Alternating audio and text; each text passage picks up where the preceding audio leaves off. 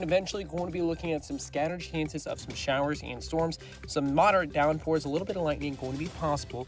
Then into the evening and overnight hours, we dry back out by Wednesday about midday to the afternoon hours. Once again, some scattered chances of some showers and storms looking to clear out. Then we're looking drier as we approach the upcoming weekend. Temperatures continue to last back towards the mid to lower 80s. From the First Alert 4 Weather Center, I'm meteorologist Chance Gotch. Let's get moving, St. Louis. This is Mike Ferguson in the morning on News Talk STL. Well, good morning to you. I hope you had a fantastic Memorial Day weekend. Was there news over the weekend? Yeah, there was. And we will be digging into all of that. And I want to know what you think as well as we kind of get going back into it. You know what? 2 4-day work weeks for most of us. Not bad. Not bad. I'm just saying. All right. But thanks for making News Talk STL part of this Tuesday. Interesting development that's happening that may catch you by surprise. We heard a lot about Planned Parenthood being defunded in the reconciliation and the One Big Beautiful Bill and all the things that have happened over the last year. But did you know that Planned Parenthood is set to start getting hundreds of millions of dollars in taxpayer money again coming up here in just a couple of months, unless Congress does something about that as well? Fred Lucas covered the White House for years for the Daily Signal. Now he's an investigative reporter for them, and he joined us late last week to talk about Planned Parenthood being in line to get that money again, but also the fact that they really, really, really don't want to let us know where the money that they have received has gone and where the money they would get will go. Here's that conversation with the Daily Signal's Fred Lucas. You know, Planned Parenthood really does not want us knowing where all the money's going. Imagine that. Yeah, imagine that. Daily Signal all over this with Fred Lucas, who now is a senior investigative reporter. Fred's covered the White House for such a long time, and he joins us right now. And Fred, the headline just caught my eye, which it's supposed to do. Doge panel turns up heat on Planned Parenthood. And among the Planned Parenthoods that you referenced are the ones near us here in St. Louis, Planned Parenthood of Illinois, which has been really, really active because we're looking at basically where is all the money going, and are they just being obstructionist and not wanting the facts to get out there, put aside the actual spending policies? It seems like there's a lot of obstruction to just getting to what's true. Yeah, this is an inquiry that started last June. So for almost a year now, Planned Parenthood has obstructed, that they've just kind of ignored Congress inquiries about how they're spending federal money and whether it's going to abortions or quote-unquote gender-affirming care for minors. And that is something, the law does not allow for funds to be used that way. For years, and it's kind of been an ongoing issue with Planned Parenthood federal funding as to whether they are just commingling those funds and of course, money is always fungible. That Planned Parenthood has always said, well, we use it for other healthcare issues, even though everyone knows they are the nation's largest abortion providers. So that's always been sort of an unbelievable stretch for most people that none of that money has ever gone to abortion. Right. Well, yeah, without a doubt. I mean, and in this case here, you've got basically a subcommittee from the House Oversight Committee. It's referred to as kind of a Doge thing. So really, you've got a subcommittee that's looking at, okay, let's take those principles that Doge was so hot with for a few minutes. And there's the obstruction, but then there's, like you're referencing, Fred, you're referencing that, wait a minute, we have been told this, but we're getting awful close. We're following the smoke to the fire to find out that, no, we are being misled and money could be being used illegally. I mean, how close are we to getting that confirmation? Because I'll tell you right now, the follow-up question is, we've been told Planned Parenthood's been defunded, but that's only temporary. Our tax dollars are about to go back to them, as I understand it. Yeah, that's correct. That's correct. The One Big Beautiful Bill, that did defund Planned Parenthood, and that was something that President Trump famously delivered on that many other Republicans had only talked about for decades. However, that's about to snap right back into place, and Congress is, as is often the case, maybe more interested in their holiday vacations than really addressing that. And and ensuring that funding doesn't just snap back into place, because the defunding of Planned Parenthood from the One Big Beautiful Bill that passed last year, that was only for one single budget year. Mm-hmm. Yeah, I think a lot of people are going to be surprised to hear that just now, Fred, because there was a lot of celebration. Planned Parenthood finally defunded. Tax dollars are not going there. And we must have missed the fine print to say, oh, but they're going to start getting the money again. Well, right. I mean, every budget process affects 1 year effectively, but yeah. I mean, certainly there was potentially more celebration than warranted for that. Mm-hmm. But it is a start. I mean, 1 year, that's a start, and that's better than what we've seen in the past. Okay, so in the digging into where the money's going, and by the way, the article is called Doge Panel. Let's see here. Let me scroll up there, make sure I get it right. Doge Panel turns up heat on Planned Parenthood abortion gender treatments. You can find it at dailysignal.com. So basically what we're looking at is 11 separate Planned Parenthood affiliates, including Illinois, right here in the St. Louis area. They've received questionnaires regarding the funding. How much information have they been willing to share with lawmakers, particularly Congressman Burchett? Nothing really. This is a subcommittee within the House Oversight Committee, and it's called the Subcommittee on Delivering on Government Efficiency. So Doge still lives on Capitol Hill, and looking in and conducting these types of investigations. But since June 2025, they have not responded. The initial inquiry was to the main Planned Parenthood, which should have this type of information. The primary national Planned Parenthood and the president, Alex McGill, did not respond. Then the subsequent letters were sent to local affiliates, and they're also just ignoring this. They ignored our inquiry as well, which wasn't a big surprise. Right. On this, they did put out a blue sky statement, not on this specifically, but just recently on gender issues. So blue sky is where they usually make their big statements, which is, a lot of people know blue sky as being Twitter for crazy people. But I thought what they said was sort of interesting. Planned Parenthood posted on International Day Against Homophobia, Transphobia, biophobia. We want to be clear: your gender identity is not up for debate. You deserve the right to live freely and fully, just as you are. I think maybe both sides might agree with it. You should live just as you are, but on the gender issue, but that's another story. Yeah, we got a very different definition of as you are. Exactly. As you are, right? As you biologically are. Yeah, we're living reality. In other words, we're visiting with Fred Lucas from the Daily Signal. Okay, so what's next? What do we need to be watching? What do we need to potentially be contacting lawmakers and pressuring them regarding this? Because Planned Parenthood, when they have been funded by the federal government all these years, we're not talking about pocket change. We're talking about a significant amount of taxpayer dollars. Right. Yeah. I mean, we talk. I mean, really hundreds of millions over the decades and so forth. But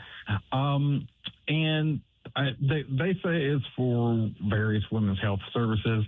I think the question has always been out there. Aren't there other avenues if you want to fund cervical cancer research and so forth, or examinations for women? There are other places, rural health clinics and so forth, that could do a lot of those services that don't provide abortions.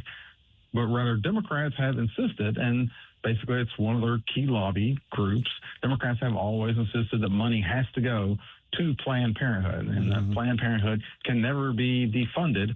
And at the same time, they insist, but this money never goes to abortion.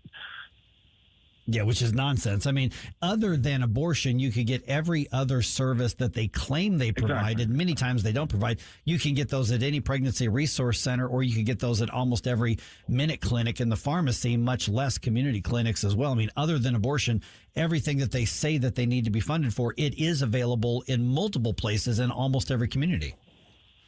Right. I mean, if they want to give a CVS minute clinic, I'm sure CVS would probably be glad to take that federal funding. They probably don't need it, but right. I mean, this is a Planned Parenthood. Planned Parenthood makes most of their money from abortion. Most of their and that's kind of their golden ticket. Always has been. They've expanded into this quote unquote gender affirming care issues of sex changes for minors and so forth. So that's kind of a new area for them, but it's in the same ideological mold. Yeah, exactly. All right. Once again, Doge panel turns up heat on Planned Parenthood abortion, gender treatments at dailysignal.com. It was written by Fred Lucas, who is with us right now. Fred, last minute or so that we've got, we've obviously tagged you on our social media as well. You and I did an interview, gosh, it's been a year and a half ago or so, with a book that was out, and that's still relevant today. Remind people where they can find that. Oh, yeah. Please check it out. The Myth of Voter Suppression, and it is quite relevant among a lot of the issues being debated now with the SAVE Act, voter ID, even redistricting on some level, which I know was affecting Missouri, and I have a story coming out on that here today or tomorrow, actually. Please check out The Myth of Voter Suppression. It's Amazon, Barnes & Noble, wherever you buy books. Yeah, absolutely. And we've already tagged on social media, so dailysignal.com, I guess, would be the best way to follow your work, just right to the website, right? Yeah, and you can also follow me on Twitter. Still the same Twitter handle, Fred Lucas WH. All right, as you know, we got a lot of news to cover, a lot of ground to cover here. 314-912-1019. This is 1019 and 94.1 News Talk STL. If you have a phone, you have a radio. Yes, I listen on my phone. Download the all-new News Talk STL app. Love the all-new News Talk STL app. It is awesome. And listen anytime, Love the News Talk STL app. anywhere.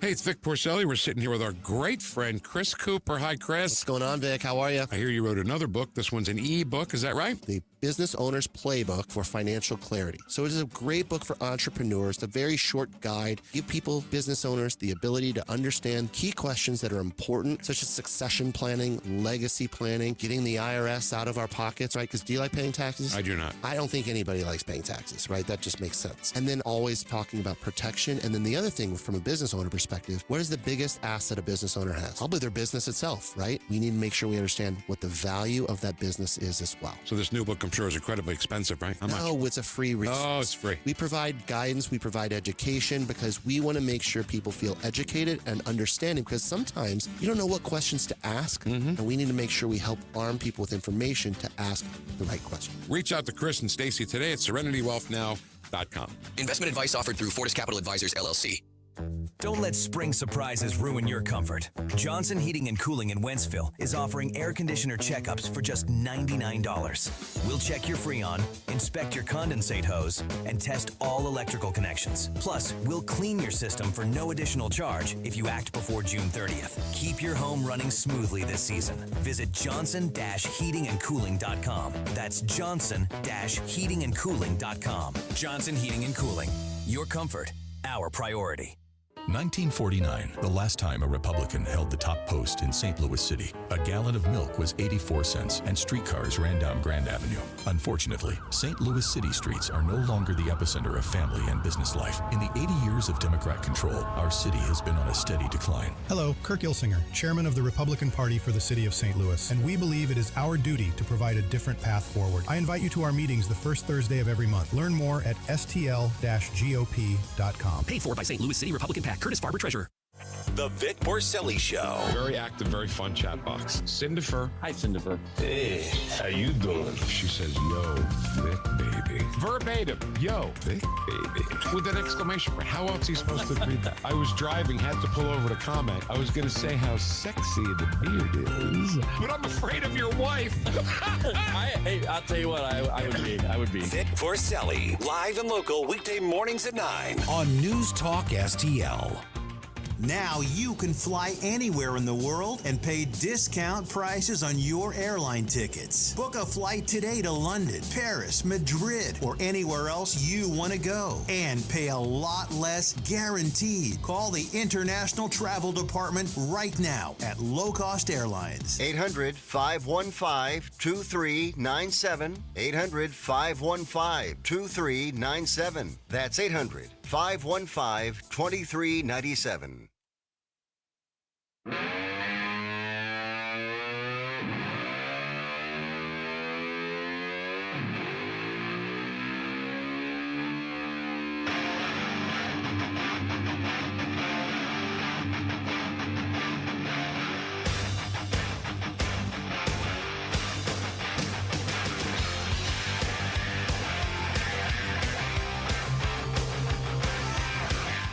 Get up, St. Louis. It's Mike Ferguson in the morning. So we blew up a bunch of stuff in Iran again. It seemed inevitable. Yeah, I think we saw that was going to happen. I guess a couple of things find this interesting. One is the fact that I think a majority of Americans have tuned this out. Yeah. We've literally initiated a war against a Middle Eastern country, and most of America's like, eh. But we're mad about the gas prices. Yes. So we're feeling the effect of that. But because, and we've said this before, but because, thank God, there are not large numbers of soldiers coming back having been killed in action, I think we're just sort of tuning it out. And so what happened yesterday, while you were barbecuing and drinking and whatever else, enjoying your holiday, we hit some missile launching sites and some boats. Okay. Yeah, some boats that CENTCOM was saying was laying mines apparently in the various waters out there. So they're not saying a whole lot else. But here's the other thing, Jerome, is that they're supposed to do peace talks today. They're like representatives are going to, I think it's Doha, and so that's going to be a little awkward. I mean, can you imagine the coffee break time? It's like, so about that ceasefire. Well, you blew some stuff up. And let me use my psychic powers. They did that without congressional authority, right? Yeah. Well, wow. because we're being told that this was self-defense. And so that's how the White House is couching it, is that it was self-defense. So what's interesting is this is dragging on and on and on and on, much longer than we were. And to be fair, the White House did not give an end date. They did not say by this date this is going to happen. They left that open-ended. That was, smart on their part. Is well beyond the 70-day thing, and so them saying, well, this is really a new action is nonsense. We all know it. Their Department of Justice is going to argue this is within the letter of the law. I don't think it is, but whatever. We'll talk to Congressman Bob Onder about it here in just a little bit. But it's interesting because we're at war. Mm-hmm. I mean, we are at war. It's not declared by Congress, but we haven't had war declared by Congress since the 1940s. But we're at war, and other than the gas prices, well, I mean, it's affecting our lives in that everything's more expensive. It's got a very inflationary, effect on us. But the war itself is just not something people are paying attention to. Well, okay, because as well, for the past 2 or so months now, we've been told, well, we've completely obliterated their Navy. We've 90% of the missile capability is gone. Mm-hmm. They will never be able to rebuild for 10 years. They are actively begging. They are pleading. They are at our mercy to get a peace deal. They want to negotiate so badly. And then that's not what, for 2 months we've heard that. How much more can we be told that? Now, when I was going into the weekend, because you know me, I never shut my political brain off. Okay, which, by the way, behind the curtain, I keep telling him to do that, but he won't listen to me. Yes, unlike Iran, you actually do beg me to take some time off from time to time. So, and it looked very promising. I mean, there's a whole, it was like all hands on deck at the White House. I believe J.D. Vance canceled a trip to show up. President Trump, wasn't able to attend the wedding of his kids, so that way he could be there. They were all. It seemed like something was going to actually happen. The White House was saying this looks very promising. I checked on the Iranian side because, they always like to have the propaganda, but there's BRICS News, BRICS. That's the alliance of Iran and China and then Brazil and them. And they even said that Iran looks like they are willing to finally accept this. It's going to be great. And then you see Mark Levin and Lindsey Graham say, don't do it, President. This is horrible. Don't Ted do Cruz. it. Ted Cruz as well. And then, of course, Benjamin Netanyahu, apparently, according to Times of Israel, was furious about this because he felt like he was being sidetracked. And so at that moment, I'm like, okay, we're not going to get nothing. No. We have three different players that all want three different things, one of which is a violent extremist terrorist group. Then there's us, and we're sitting there saying, well, we're trying to do this for the good of the world, but we just can't get we can't get all the kittens in one box together. So I don't know what we are going to have to do besides just keep bombing them and then ceasefire, and then bombing them and ceasefire. I mean, I don't know at what point, if they are as obliterated as Hegseth and Speaker Johnson and Trump keep saying, then this should be a no-brainer that they should say, okay, please stop bombing us. We've got nothing left. But if they're able to still put mines in the water, I mean, why would you not take a deal at that point? Well, because they're being sourced from around the world. I mean, we may have taken out their troves of everything, but that from other China and other places, they're like, hey, we'll set you up. There are Islamic nations that are on one side of the mouth. They're talking us being allies or at least supporting or agreeing, but on the other side, they're probably funding it and sourcing them as well. Yeah. We don't think the way that they think. They have this Stone Age thinking in that part of the world that's very, very long term. And when we say, for instance, what you said regarding, they're getting annihilated, why don't they just say, okay, uncle, stop? They don't think in terms like that. I don't know how many tens of thousands of people we've have been caught and killed in the bombing and all that sort of thing in Iran. They don't care. Western nations care about that. This sort of Stone Age thinking does not care about that. And that's one of the things I think we need to get our head around, to say that they look at, well, we celebrate life in Western culture. We value life. They value death. They value martyrdom. That's what. So we've got to understand that as this thing drags on. All right, 5:54. Okay, just a little bit here on. I guess it was Thursday afternoon, late Thursday afternoon or Friday. It was actually Friday, I think.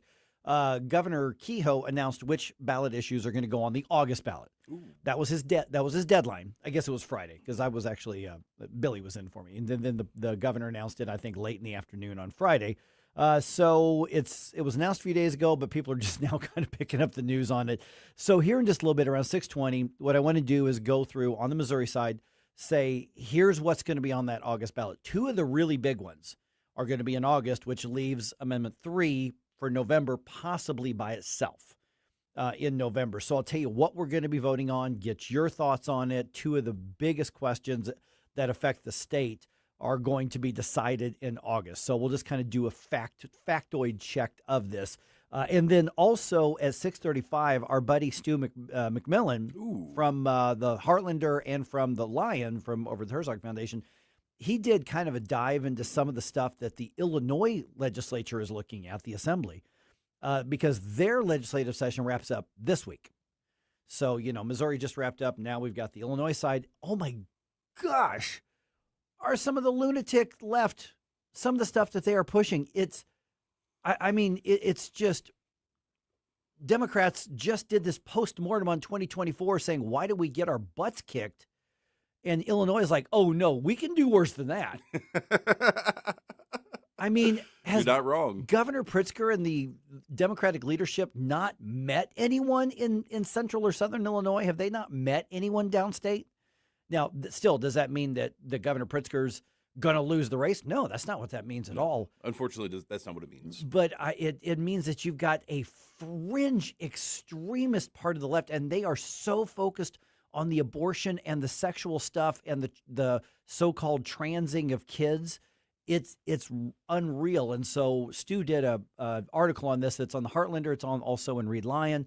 And we're going to go over some of the details on that. It's just absolutely mind-boggling. Well, and that's the shame of it, too, is I don't think people really put enough emphasis on the responsibility that comes with voting. They hear these little issues that in their mind make sense, and they ignore all the other ways your life is getting wrong. But I want to be a champion. It's just ridiculous. Well, here's one of the things in Illinois. And, of course, I moved out of Illinois in 89, 90 maybe.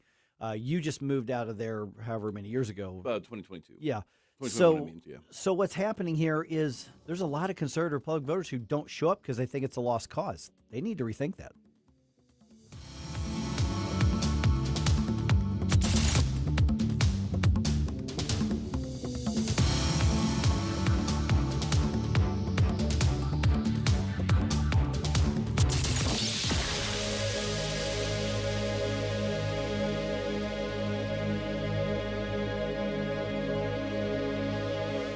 when pests invade your home, you need someone you can trust. It's Jamie Allman here, and at Buckingham Pest Control, they're not just your exterminators, they're your neighbors and friends. A locally owned family business and St. Louis Magazine A-List award winner, providing affordable, quality pest control. Plus, they offer energy-efficient TAP attic insulation, the only insulation that controls pests. BuckinghamPestControl.com. That's BuckinghamPestControl.com. Ready for instant curb appeal that comes with a 25-year transferable warranty? Call Rhino Shield today. We do brick, block, stucco, asbestos, aluminum, steel, cedar, and more. Over the past 20 years, we've done thousands of homes, businesses, churches, schools, condos, parking garages, large metal buildings, and strip malls, from Champaign to the Lake of the Ozarks.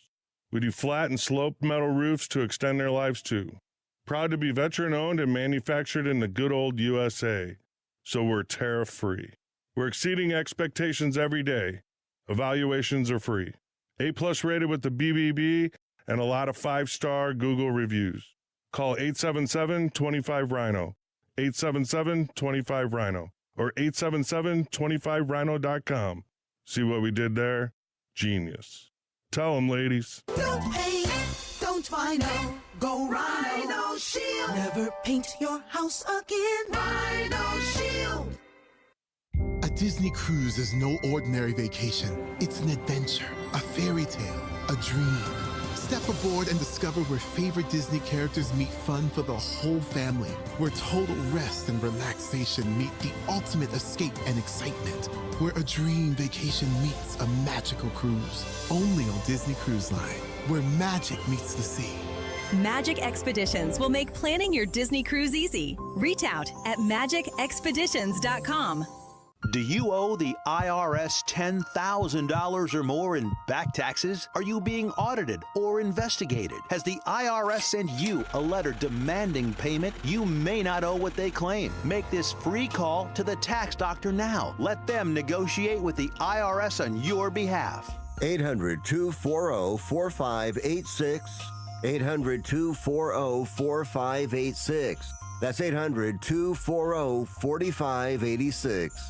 What's the best way to get rid of a timeshare that you don't want? Call the Timeshare Exit Hotline. We're a group of attorneys that help customers legally exit their timeshares. It's an easy process. We guarantee results or you pay nothing. Exit your timeshare today. Call now. 800-524-1641. 800-524-1641. That's 800-524-1641. KLGY HD3 Clayton, K270BW Bellefonte, KNBS Bowling Green. This is News Talk STL at 1019, 94.1, and always streaming at NewsTalkSTL.com. I'm Rex Thomason. Secretary of State Rubio says U.S.-Iran negotiations are ongoing even as the American military hits Iran again. The U.S. military says it carried out self-defense strikes in Iran, including on missile launch sites. The attacks on missile launch sites and boats placing mines come even as President Donald Trump said on social media that negotiations were proceeding nicely. Earlier, Trump said any agreement to end the Iran war should include a requirement for several additional countries, including Saudi Arabia and Pakistan, to join the Abraham Accords. That's the U.S. brokered agreements from Trump's first term aimed at normalizing relations with Israel. Further details were not immediately available, including more specifics on the threats from Iran and what this means for negotiations. Haya Panjwani, Washington. An Israeli airstrike has hit a village in eastern Lebanon. Israel going after Iranian-backed Hezbollah fighters. Lebanese state media says a dozen people were killed. An Israeli security official says the military is calling up more troops for Lebanon. Republican U.S. Senator John Cornyn's facing a challenge from Texas State Attorney General Ken Paxton. Today's GOP primary runoff. Paxton has been endorsed by President Trump. Cornyn is seeking a fifth term in the U.S. Senate. President Trump goes to the doctor today, his annual physical and dental checkup at Walter Reed National Military Medical Center. An evacuation order lifted for at least some of the tens of thousands of people who live near a damaged chemical storage tank in Southern California. Authorities say at this point no longer a danger of a massive explosion.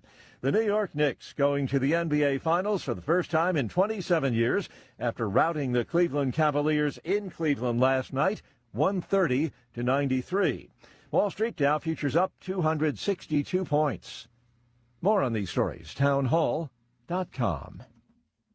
Hey, if your loved one is aging but still mobile, still values their independence, there's a simple tool that keeps them safe and keeps you in the know. I am proud to tell you about Safety Plus by Connected Caregiver. Safety Plus is a wearable device that alerts you immediately if your loved one has had a fall. They can wear it as a necklace, on their belt, but there's even a great watch option. There's even a simple push button on the device allowing mom or dad instant access to emergency services. As you age, it's not like you plan for a fall. Suddenly your knee might lock up. There's an uneven surface, wet floor. There's simply no excuse to not wear something discreet that keeps you safe and can keep you at home longer. That's Safety Plus by Connected Caregiver. To see if you qualify for a free device, call 888-870-8020, 888-870-8020, or visit ccgoffer.com, ccgoffer.com. Again, 888-870-8020. With Connected Caregiver, peace of mind is just a phone call away.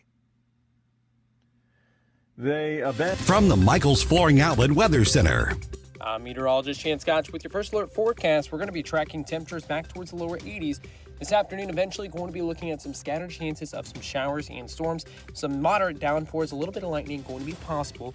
Then into the evening and overnight hours, we dry back out by Wednesday about midday to the afternoon hours. Once again, some scattered chances of some showers and storms looking to clear out. Then we're looking drier as we approach the upcoming weekend. Temperatures continue to last back towards the mid to lower 80s.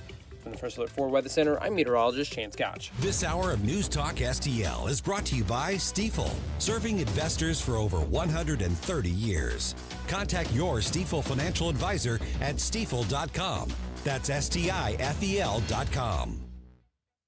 Hey, it's Susie Moore. If new flooring makes you think hassle, think again, because Michael's Flooring is changing the game. For over 30 years, Michael's has been locally owned and trusted for quality, variety, and amazing service. Whether it's carpet, hardwood, laminate, luxury vinyl, or ceramic tile, their expert team makes installing new floors exciting, not stressful. That's why customers keep coming back. Visit Michael's Flooring at St. Peter's, Starting Prairie, Creve Coeur, or online at igotfloored.com. That's igotfloored.com. Hey, Jamie Allman here for Window World. Did you know that Window World offers a lifetime warranty that covers all parts, glass breakage, and labor? They are one of the only 2 replacement windows with the Good Housekeeping seal of approval. Window World St. Louis has been owned and operated by a group of born and raised St. Louis residents for more than 23 years, and now Window World is offering 36 months same as cash financing with approved credit. Call them today, 800-GET-WINDOWS for a free in-home, no-pressure estimate. That's Window World at 800-GET-WINDOWS. All the information I need on the drive to work. Mike Ferguson in the morning. I keep it on throughout the day, whether it's local, national, or something big that's happening overseas. News, analysis, and opinion. St. Louis is #1 for conservative talk. News Talk STL. Mike Ferguson. I'm sick and tired of smart guys. Susie Moore. Get out of here and stop playing victim. Get up, St. Louis. We have federal regulations that prohibit hunting duck, and yet it's legal to hunt humans. Mike Ferguson in the morning on News Talk STL. Okay, I want to give everybody just a few minutes to kind of get settled in, get your coffee, and then at 6:20, let me just kind of give you a preview of what we're doing here. The governor announced on Friday which issues are going on which ballots, right? Okay, so I know that happened on Friday. This is now Tuesday. What day is it's it? Tuesday. I am so confused. It's Tuesday. Hey, we're going to start asking for Flashback Friday requests tomorrow. Let's put it. Oh, I'm stuck like last Friday. I don't know. So the governor announced it, but here's the reality is, by about noon on Friday, didn't most of us kind of check out for the weekend? So we're going to go over what's going to be on the August ballot, and 2 of the really big questions are going to be on the August ballot. So let's review that. And then 6:35, our buddy Stu McMillian from the Heartlander and Reed Lion is going to be with us. He did a dive into some of the stuff that the far left Democrats and some of the leadership are pushing in Illinois, because their assembly's legislative session ends this week. And it is insane how perverse this is, and the extremes that they want to go to on, things like the abortion and the gender ideology. And at one point, even thinking about laws that would restrict like foster care and adoptions if they go out of state somewhere, so you want to adopt a kid, who's in Illinois, but the state may restrict it, saying, well, that may be a state where they may not be able to get an abortion. I mean, literally, it is. That's how demented the far left is in Illinois. Hey. Yeah. So Stu's going to be with us at 6:35 to go over that. 6:07 right now. Okay, I found this story. It was on the AP, and it's interesting because the a-holery, I think I can say that on the air, of those protesters who stormed into that church in Minnesota, that is having some actual fallout around the country. So at least 4 states have passed laws that criminalize the disruption of a religious service. And this is in response to this. Now, there's already trespassing laws, and there's already that sort of thing, but they're creating a specific law that you cannot disrupt a religious service. Okay. It doesn't matter which religious service it is, just a religious service. Right. And so I'm reading the article here that was published last night, late last night. And it says at least 4 states have adopted the laws this year, making it a crime. So we're not talking about civil, you can sue. I mean, we're talking arrest, prosecution, that sort of thing. Okay. In every one of the states, Republicans are the ones who sponsored and passed the laws. Sure. In Kansas, they have a Democratic governor, which you may say, well, Kansas is a Republican state. Well, yeah, but it's not a conservative state. The Republicans in Kansas are not the Republicans in Missouri. Let's put it that way. But the Democratic governor there refused to sign the bill. She didn't veto it, or it just went into law without her signature. Okay. So she would not sign into law something that criminalizes disrupting a religious service. Oh, Kanoki. Right. Okay. So in the AP article, there's a 1-sentence paragraph here that says, critics in both parties have warned that the laws infringe on free speech rights. Okay, that's my thought too. What do I know? I've only read the Constitution and the Federalist and Anti-Federalist and Declaration a number of times. You're actually trained in this stuff. How on earth does that violate free speech rights? Okay. If you're talking about prior restraint of speech, you're basically talking about limiting people's rights. Right. To, so that's where you get the idea from. But when what you're talking about is interrupting somebody else's right to exercise their First Amendment, to practice their religion, to assemble. All of their First Amendment rights are being trampled on by the people that are interrupting that. Yeah. And when you're talking about, you're kind of tying this into the impression you get, or the assumption you have, is that you are on private property. I don't know if if there's any exceptions for if it's an outdoor service or something that's being held in public. I think you have a different calculation if you're talking about something that's being held in public. Yeah, I mean it's for the services on the private property. Okay. They're four of them all have different little different things to them. But essentially, it's targeting a religious service. So if they have a permit to go to a park, I'm going to assume that you're not allowed to come rush in, which happened in, where was that? Somewhere up in the Northwest that happened, where they came in and started screaming and everything, that sort of stuff. Yeah, but so if you turn it into like a protest versus a counter protest, Right, that I think gets a little bit closer. But if you're just talking about your traditional religious, facility and service, I don't see how they'll raise it as a defense. Right. But I don't think the law gets stricken down for that. Yeah. So the laws, similar bills have been introduced in 7 other states and in Congress and in Nassau County, New York, just the county right there. They passed something to that effect. But they've been signed into law, or they become law in Idaho, Louisiana, Oklahoma, and Kansas. So their against the trespassing laws already there. Penalties could be harsher for trespassing. So there's trespassing, you won't leave, and then there's you're violating trespassing and disturbing. Right. In some places, you could face a year in prison, fines as high as $10,000, depending on the state, for first offenses. And then the law also gives the states, generally speaking, ways to prosecute cases if local authorities won't do it. You disrupt let's say you disrupt Grace Church in St. Louis County, very Republican church. It's a very politically active Republican church, but it's a church. is a Sam Page-led administration going to really fight for prosecution of protesters going in there? Probably not. Melissa Price Smith might, now that she's the prosecutor, but would Wesley Bell have done that? Probably not. But so if the locals say, we'll plea bargain it away, this would allow, like, for instance, the Attorney General to come in and do it. Yeah, I mean, I can see someone raising that as a defense to it. I can see someone challenging the law. I don't think that's going to be successful because I think you're talking about you're interfering with other people's First Amendment rights in the process. So I don't see how that flies. Yeah, because in Minnesota, 39 people charged back in February. It seems like I say back in February. I mean, that's only 3 months Which ago. year? Yeah, that's only 3 months ago. That was the St. Paul, Minnesota church service because one of the church pastors was bivocational and worked for ICE. Right. And so they claimed they had a right to go in and scream and shout and disrupt the service even after they were told to leave. So the U.S. Department of Justice is prosecuting that case because obviously they're not going to do it in Minnesota as well. So, yeah, I mean, for those on the left, and I'm seriously as open-minded as I can possibly be on this because clearly I've got a strong opinion on it. What's the opposition to this? Why would anybody? Okay, so you may be thinking of a stereotypical conservative, say, Protestant church or Catholic church. Okay, but this would apply to a mosque. This would apply to any religion. Mm-hmm. The way that these are written, these aren't just protecting Christian services or Catholic services or non-denominational services or anything like that. It's any religious service, which is the way that it should be. Well, I think the objection is that Republicans are pushing it. Yeah, you're probably right.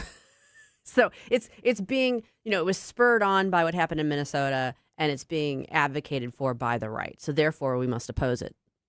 Well, on the other hand, too, at least the Democrats that I know, a lot of them that are at least my age that would be pushing against this is they don't value religious freedoms. Right. They view religion as an oppressive, fascist, evil thing that needs to be removed from the progressive new society. And so why would you support something that would protect the people that you view as these evil, horrible people, even though it's not the way people actually are? Because I think there's a lot of people who don't recognize the importance of the freedom of religion from a secular perspective. Mm-hmm. Regardless of what you think of any particular sect or creed or anything like that, is that you're talking about a defense of the freedom of conscience and the freedom of thought. Yeah, but that's higher-minded, Mike. Yeah, that's like an intellectual approach to it. We just feel and lash out. There's a lot of religions I can't stand. I think they're wrong. I think they're backward thinking. I think they are probably in a lot of ways oppressive if people end up in them. Mentally and otherwise. But that doesn't change the fact that you should have the freedom of religion. You have the freedom to go enroll in a faith that I disagree with. Mm-hmm. I mean, that's not for me or the government to say one way or the other. And you've got the freedom to practice that unless you're actively harming somebody else. Oh, absolutely. I would vehemently and unapologetically rally against any form of Sharia law becoming law in the United States. Right. At the same time, you will never see me harassing people at a mosque because if there's anywhere in the world that people should not be harassed, it's even if I disagree with their faith, it is inside of a place of worship, unless, of course, they're doing some sort of child abuse weirdness. Right. Yeah, exactly, which we already have plenty of laws to cover over there. Absolutely. Yeah. Oh, and by the way, and I know we're going to the information segment here. Did you see what Jacob Fry put on Twitter or put on social media yesterday? I feel like I did it for a second, but I didn't stick with me. On this day, we remember... Oh, I did see. George Floyd. St. George. What? George Floyd. The noble hero who risked life and limb for the greater good, or the guy that put a gun to a pregnant woman's belly? Yeah. On Memorial Day, Jacob Fry thought it was a good day to say, on this day, we remember George Floyd. Because as of yesterday, he's been clean and sober for, 6 years now? Well, congratulations. There's that. We now know which ballot questions are going to be decided in August. That update comes your way at 6:20. Don't try to make me stop. No inspiration. You have a soul so dark it is no more. And all at once depart. No destination. You're making cold my heart to fight your war. Stop it right now. Mike Ferguson in the morning. Always be yourself, unless you suck. On NewsTalk STL. Before you blow us all away. The Herzog Tomorrow Foundation provides private school tuition scholarships through Missouri's new Most Scholars program to cover the cost of accessible, high-quality schooling. Hi, this is Myella Esser with the Herzog Tomorrow Foundation. Our private school tuition scholarships wouldn't be possible without the support of generous Missouri taxpayers. If you're a Missouri taxpayer interested in redirecting your tax dollars and sending them to Missouri students in need of a better education, please contact me at herzogmostscholars.org. Better education for students creates a better tomorrow for all. Learn how you can help provide a better education for Missouri students at herzogmostscholars.org. That's herzogmostscholars.org. Also, sign up for The Lion, an initiative of the Herzog Foundation that carries articles covering a wide range of issues facing American families and culture. herzogfoundation.com. That's herzogfoundation.com.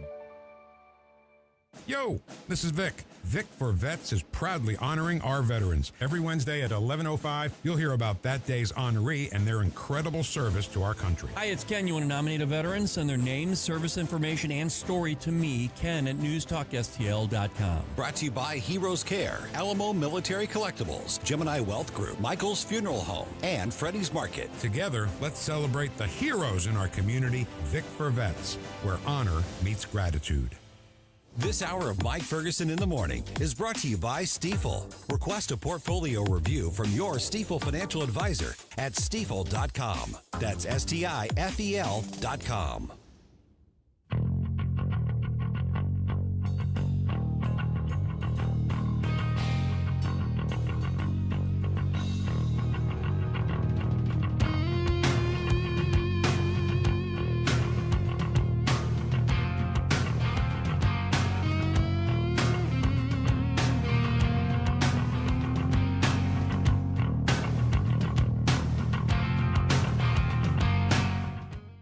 Hey, Chris Arps from the Tim Jones and Chris Arps Show. Make sure that you're listening to our show this afternoon from 4 to 6. Now back to the Mike Ferguson in the Morning Show. Okay, we're going to talk about some of the insanity happening on the Illinois side of the river this last week of the Assembly's legislative session. We're going to do that at 6:35. But the August election just got a lot more important to Missouri. With the governor's announcement. 6:19 right now. Hey, just a quick note. What was it, Saturday, I think it was, I ran into a nutrition stop to grab a few things. Sure.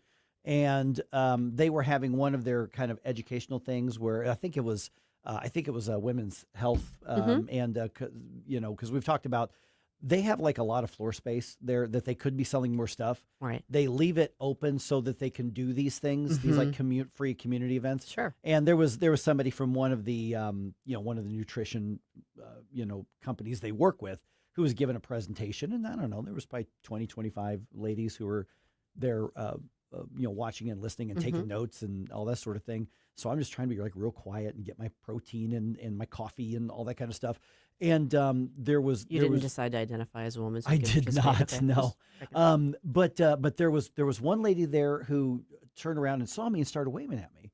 And I'm like, hey, and she just kind of mouthed the words, "I listen every morning." So I just kind of mouthed back, "Thank you," because I wanted to disturb a thing. So for you, I'm sorry I didn't get to say hi in stop person. Lady. Yes, thank you for saying that and pointing that out. And I hope you really enjoyed the presentation that they had that was for you and probably not for me. But I just wanted to say thank you because I didn't get a chance. I couldn't stick around long enough to say hi and introduce myself. But thank you. I just wanted to say thank you for that. I appreciate you. We appreciate you flagging our me down. listeners. Okay, Absolutely. Okay, so Friday, I think it was late afternoon, Governor Kehoe announces which ballots or which questions are going on which ballot. Yep. Okay, so let's just do this. Let's just run down the list because essentially what we're looking at is Amendment 3, the pro-life amendment, November. Now, he hasn't officially announced that, but he doesn't have a deadline. But it looks like that's going to be the only thing statewide on the ballot in November. Okay. Unless something else, pops up in the meantime or something shakes loose with this, congressional map thing. But here's what we know is going to be on the ballot in August. Okay. So Amendment 1, this is the one that pops up every 10 years. This is a 0.1% sales tax, and they've added use tax. So like if you're buying stuff off Amazon and whatnot, you're going to pay the same tax. This is the soil and water conservation, the state parks, and historic sites, which they added, I think, about 20 years ago. Okay, so this comes up every 10 years. Mm-hmm. And generally speaking, there's really no campaign. People just tend to approve it. It's a tax, so I vote against it. But it's a continuation of one. Right. It's not a new one. And people see conservation and Right. state parks and kind of like, yeah, you know what? I can cough up 0.1% for that. Right. So 0.1%. And this is designated exactly for that. So this is one in the state constitution. It just has to be reapproved every 10 years. Mm-hmm. I suspect it will. We probably won't even talk about it. It's not controversial. It's pretty just, not. Yeah. You know, if you on principle don't want there to be taxes, then you might oppose Right. it. But if you just want in to the whole scheme of obnoxious taxes, this is not really high on the. Not in the least bit. If you just want to be contrarian like me, but overall, this is pretty non-controversial on this. Okay, now we get into some of the other stuff. Amendment 2, which I don't know that that's going to affect us a whole lot around here. But what this does is this changes the state constitution to require that all charter counties, and this is really looking at Jackson County, Kansas City. That's what because it this says is. including Right. Jackson County. That they will have to elect a county assessor, and then there's a bunch of requirements that a county assessor is going to have to do. So all assessors will have to, abide by state training and requirements and stuff like that. So Jackson County is kind of the equivalent of St. Louis City, just in terms of it encompasses the core Kansas City. Right. And we're saying they don't have an assessor? Well, they have one, but I don't think it's elected. I think it's appointed. Oh. Yeah, so that's the difference is that in a charter, because charter counties and charter cities, if you become a charter county or charter city, basically you can create your own, within limits, with your own kind of local governance. Mm-hmm. So a charter is like the city charter in St. Louis City. That's the city constitution. Right. The charter of St. Louis County is the county constitution, essentially. Even if Sam Page doesn't understand it. Right, or just ignores it. Right. And so what this will do is require that if it's a charter county, then what will happen is they simply have to elect it. Yep. It doesn't necessarily change what the assessor does. They're just not going to be able to have in their charter that it's appointed by the executive or by the county Interesting that we need council. an amendment for that, but okay. Yeah. So probably because that is a restriction on another government would be my thinking. Yeah. I don't really have a strong opinion one way or the other on that. No, I'll be really honest. Other than for consistency's sake, since that's how the other charter cities, counties do it, maybe that probably makes sense. Yeah. I mean, and it's I'm open to the argument that Jackson County wants to appoint one, fine, let them. I don't really have a dog in the fight. It doesn't really matter to me. I'm open to be swayed either way on that, but that's one of the things we're going to be voting on. Okay, the two big ones for this coming August here. Amendment 4. Okay, so this is the initiative petition reform. Mm-hmm. And this is and it's also important to know what this is not. What you are going to hear a lot is that Amendment 4 takes away the people's right to amend the Constitution. BS. It does no such thing. Or that it takes away the people's right to redress grievances. It does not. Okay, so regardless of what you think on this, here's what it would change. And it's not a massive change. No. So what this would do is 4 constitutional amendments. There's a reason I'm putting it that way. Is that, say whatever referendum you want to change the Constitution, because what we've seen is the marijuana industry wanted its framework to operate in Missouri, so they wrote their own state constitutional amendment and bought their own one. The gambling outfits did the exact same thing. Mm-hmm. They wrote and then paid tens of millions of dollars to win these elections. So we know that in Missouri, there is a price to get a constitutional amendment, which then eliminates the legislature from being able to regulate or deal with it. We also know we have a constitution that has amendments coming out the ears. Yes. So what this does is says, if we're going to amend the state constitution, because right now what it takes is 50% plus 1 vote in any particular election to amend the Constitution. Right. But this will also say there has to be consensus across the state, is that there has to be 50% plus 1 in all 8 congressional districts. Right. So that means St. Louis and Kansas City can't basically override and inflict something on the rest of the state. Right. Now, I personally think to amend the state constitution that it should be more than 50% plus one. I do too, but I mean, if this is the intermediary step, I will take it. And yes, just as Kansas City and St. Louis can't override the rest of the state, the rest of the state can't override them either. I mean, everybody's got to be bought in to a certain extent. Right. And 50% plus one in all 8 districts of the state. I think that's reasonable.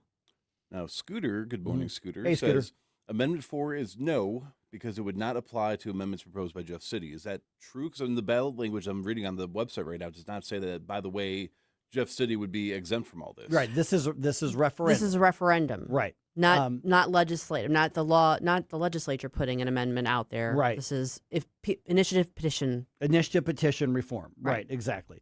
So that's a fair point. I still think it should be even higher, but we just can't get that at the moment. Now, here's where I'm making a difference between the constitutional amendment and what we're about to hear. You're going to hear people say, well, this stops us from, the people from vetoing laws or passing laws. No, not at all. You can still put that on and get 50% plus one across the whole state for a statute. Mm-hmm. So if you this say, is just a constitutional amendment. This is only to change the state constitution. We are bumping up the threshold just a little bit. Yeah. I don't think we're bumping it up enough, to be really honest. I'm with you there. And I think Scooter is making a fair point. Like, why make the distinction between a referendum petition or initiative petitions versus the legislature putting it on the ballot?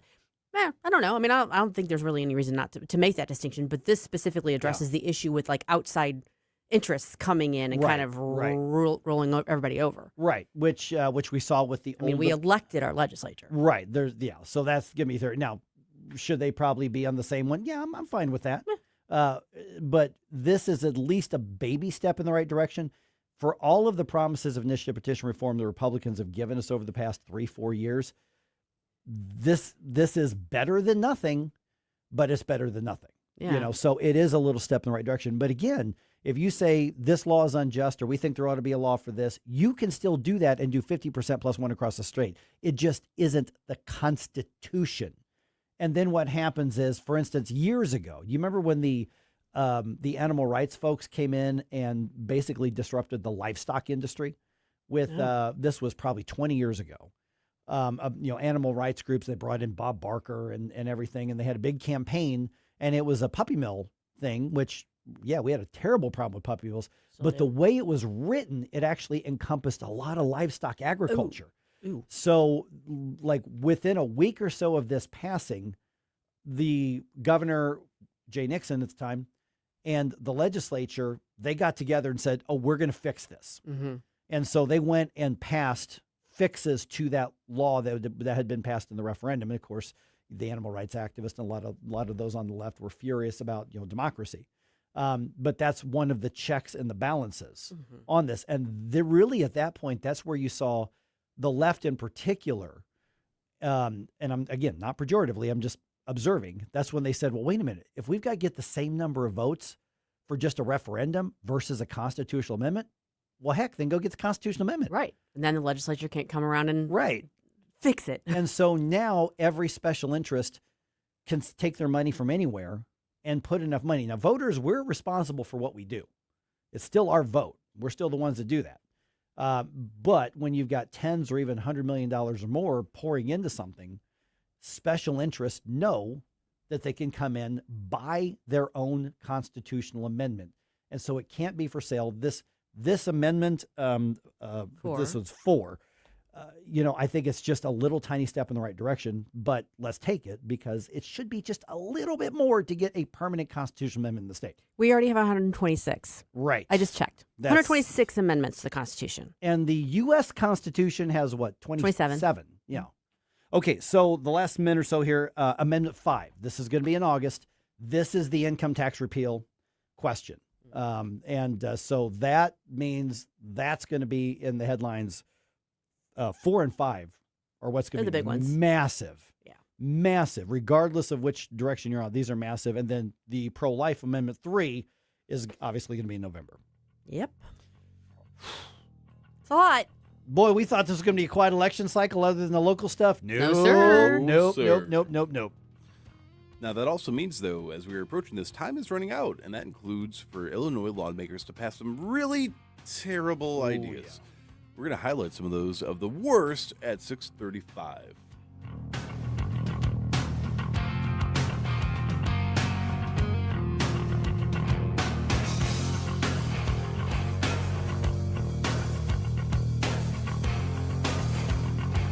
Mike Ferguson in the morning. Our country was founded by geniuses, but it's being run by idiots. On News Talk STL.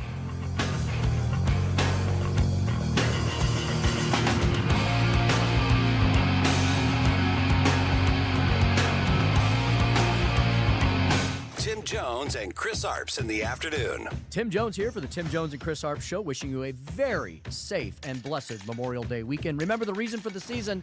Honor those who have given all so that we may be free. Tim Jones and Chris Arps. Weekdays at 4 on News Talk STL. From the Michaels Flooring Outlet Weather Center. I'm meteorologist Chance Scotch with your first alert forecast. We're going to be tracking temperatures back towards the lower 80s. This afternoon, eventually going to be looking at some scattered chances of some showers and storms. Some moderate downpours, a little bit of lightning going to be possible.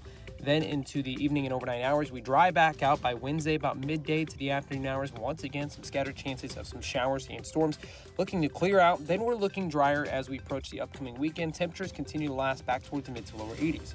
From the First Alert 4 Weather Center, I'm meteorologist Chance Scotch. Mike Ferguson here. Retirement should be a time you can relax. No more stress from work. But there's one thing you can't forget about when retiring. That's your money. Do you have enough saved to fund your income for life and keep up with inflation? How will you claim your Social Security benefits? And what about long-term care? The ClearPath Wealth Management Group at Stifel is here to help answer all of these questions. You can hear their latest views on the markets and investing during On the Money, hosted by Stifel financial advisors Bob Stockdale and Eric Robert, every Saturday morning at 9, right here on News Talk STL. They can help you get organized, guide you through critical retirement decisions, and create an investment portfolio designed around your needs. To schedule your free retirement plan consultation, go to clearpathinvesting.com. That's clearpathinvesting.com, or call 636-695-2650, 636-695-2650. Stifel Nicholas and Company Incorporated, member SIPC and NYSE. Remember those magical moments in Mom's kitchen? The heavenly aroma of fresh baked cookies? At Trolley Stop Bakery in Chesterfield's Forum Shopping Center, our co-op of talented bakers has been perfecting that homemade magic for 4 decades. From the gooeyest cookies in town to custom pies, cobbler's, and cakes, everything's made from scratch, just like Mom and Grandma's recipes. Need that perfect corporate gift? We ship our famous cookies nationwide. The Trolley Stop Bakery, 67 Forum Shopping Center, or TrolleyStopBakery.com. Because some traditions are too sweet not to share.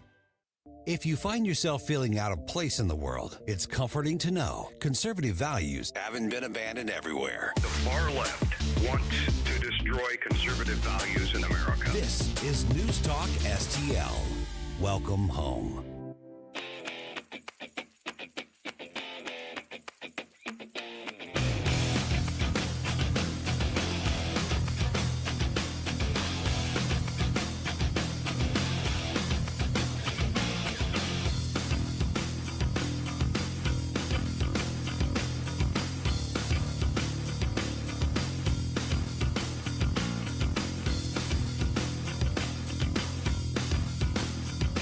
I love that you're starting your day off right with Mike Ferguson in the morning. It's your boy Joe Pags. Talk to you tonight.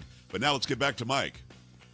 Okay, on the Missouri side of the area, as we were just talking about, the elections are local, but the referendums are statewide, and that's really what's going to be driving things. I mean, right here in the metro area, this race for St. Charles County executive is going to be huge.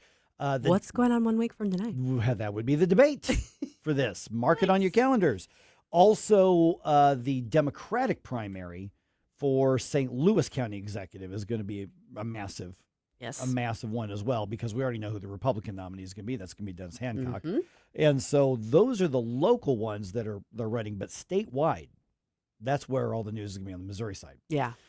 On the Illinois side, okay, it's all eyes on the last few days of the legislative session. Before then, the focus, I think, is going to turn to the governor's race. Right. And the governor's race is going to be a real David and Goliath kind of thing.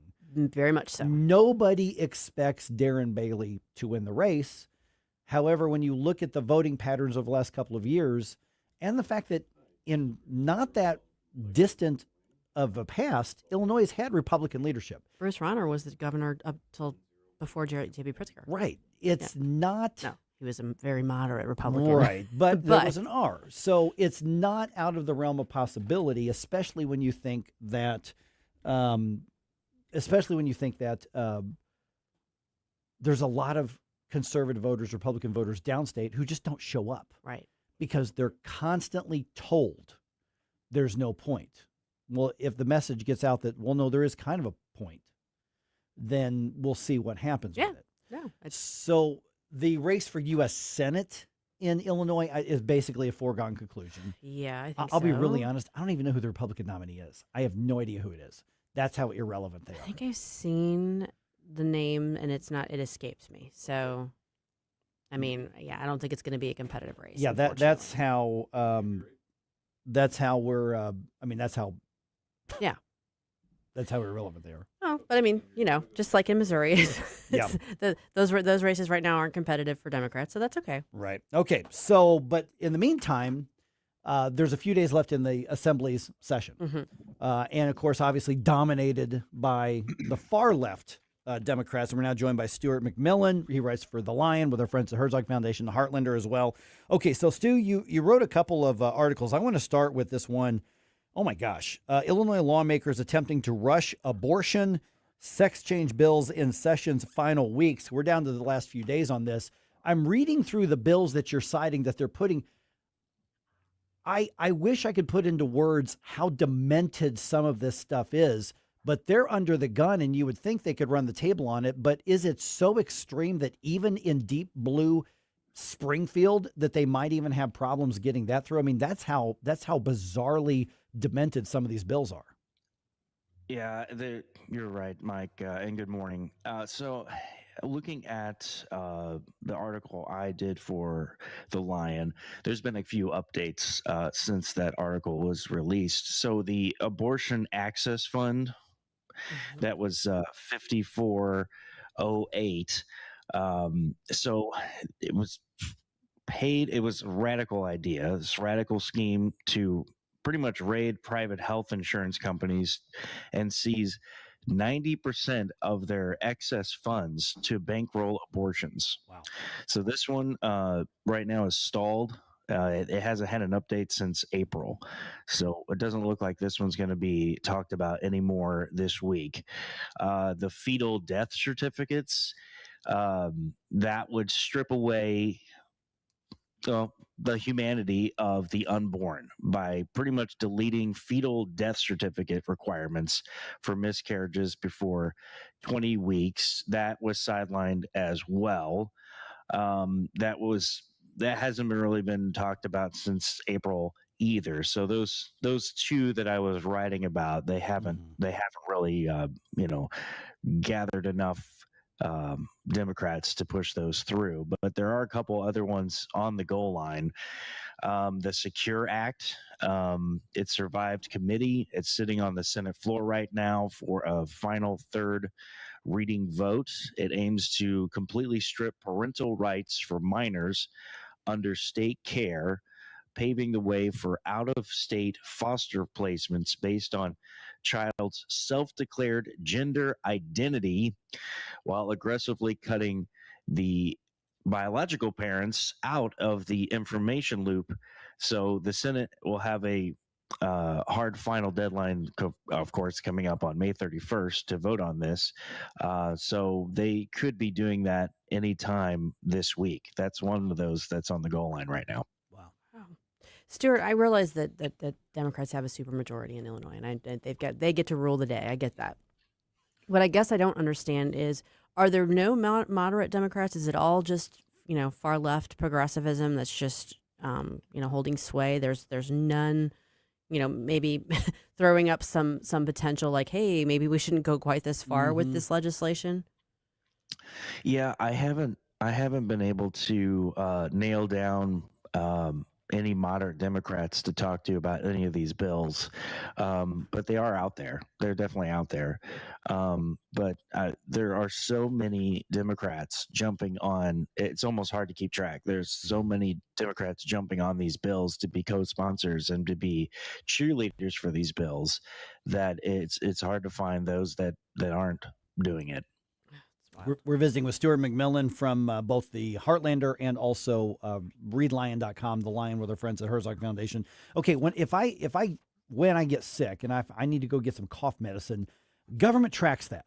It tracks it in basically all 50 states here. You were writing about a proposal here, and if you want to get all wonky, it's House Bill 4834. Basically, this would exempt both the abortion pill and would exempt the essentially chemical gender stuff, so testosterone, estrogen. It would exempt that from the prescription drug monitoring database. So what is it that they're being argued on this? Because if I go get NyQuil, government tracks me and gets my photo ID on this. But you're saying that Democrats are saying, well, yeah, but this abortion pill and the gender ideology hardcore drugs, that those aren't going to be even tracked at this point? Well, the Democrats are obviously falling in line with this idea that they want to keep all of these things secret. They want to keep abortion secret. They don't want anybody to know that folks are getting abortions through the mail. They don't want anybody to know that they're wanting children to change their sexual identity. This is kind of falling in line with the progressive side of things, and this has passed, and this will see the governor's desk for sure. It's a done deal. So you're talking about 4834, the Controlled Substances Act, and this, as you were saying, it completely guts transparency here by forcing this state to scrub and purge its database of all existing records regarding cross-sex hormones like testosterone and estrogen, and as well as abortion-inducing drugs like mifepristone. And this would happen by January 1st of next year. So they're literally erasing the state's tracking system to bury this medical data and keep the public completely in the dark on how many of these drugs are being used and how much of the cross-sex hormones that are being tracked. It's no longer going to be there. So if this is currently heading to Governor Pritzker's desk for his signature right now. Okay, so just real quick follow-up on that. I know Susie's got one more question before we go.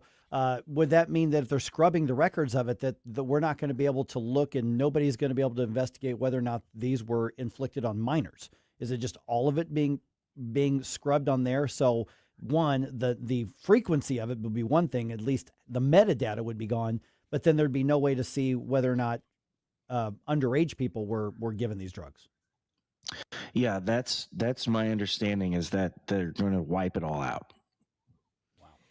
You know, who's pushing this? Because there's actually pushback, I think, from the Illinois Hospital Association, which I think they have some technology concerns. Yeah. But who's pushing this? I mean, it's like, it seems such a strong, push towards secrecy and I don't know, like, where is this coming from? Try selling this in Mowequa. See how that goes.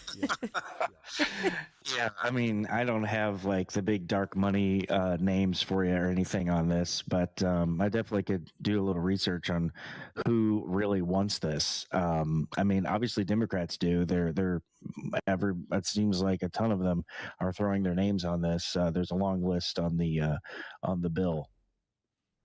Right side of history. Or something like that, right?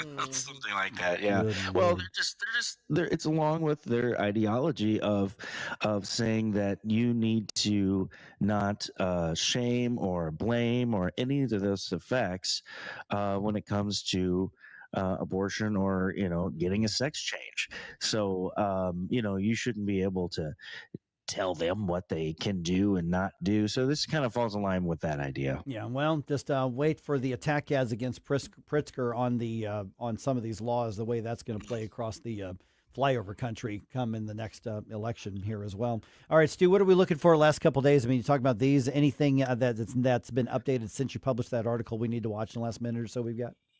Yes, let me tell you about one other bill, the Reproductive Health Records Privacy Act.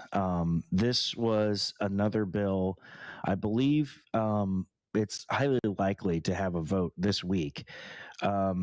This one, it was forcing the electronic health networks to block out-of-state entities from seeing abortion data or these gender codes. I don't know if this is kind of in the weeds, but if you know about it, there's codes when you have health insurance to see what kind of drugs are being administered to kids and stuff. And so your health insurance, the only way to really see that is a code that goes through. That would be the only way for parents to really see what's going on. So this is one that has drawn massive friction. And I know you all were saying about the Illinois Hospital Association. They're warning against this as well because they're saying that the current technology wouldn't be able to, keep up with all of this tracking that they're wanting to do. But yeah, they're wanting to see that go through this week, and we're going to keep an eye on that as well. So that's House Bill 5295. All right, Stuart, McMillian, we've already tagged you on our social media. The Lion, Heartlander, we can check out both of them. People want to be in touch directly. Is just social media the best way to do it, or go right through readlion.com? Yeah, I'm on X, Twitter, formerly known as Twitter, at Chat with Stu Mac, and you can go on there, and my email's on there. If you have any news tips or want to chat with me about anything and tell me how wrong I am, whatever, let's just put that on there. All right, Stu, thanks so much, man. Really appreciate it. All right, see you guys. Thanks, Stu. We alluded to this a little while ago, but 1 week from today, June 2nd, News Talk STL, the Hammond Institute for Free Enterprise, and the St. Charles County Republican Central Committee are hosting a live debate at Lindenwood University at the J. Scheidegger Center for the Arts. It's the St. Charles County executive candidates. It's Jason Law, Bill Eigel, and incumbent Steve Ellman. They're going to take on questions from a panel well-versed in St. Charles County issues, including yours truly and Mike. All live on News Talk STL. Tailgate with us before the debate. Tim and Chris are going to be live from Lindenwood from 4 to 6 p.m. Doors open at 5:45. Program starts at 6:30. Debate begins live on News Talk STL at 7 p.m. It's sponsored by Mid-Rivers News Magazine and the Lewis and Clark Pachyderms Club. For all the information, go to newstalkstl.com.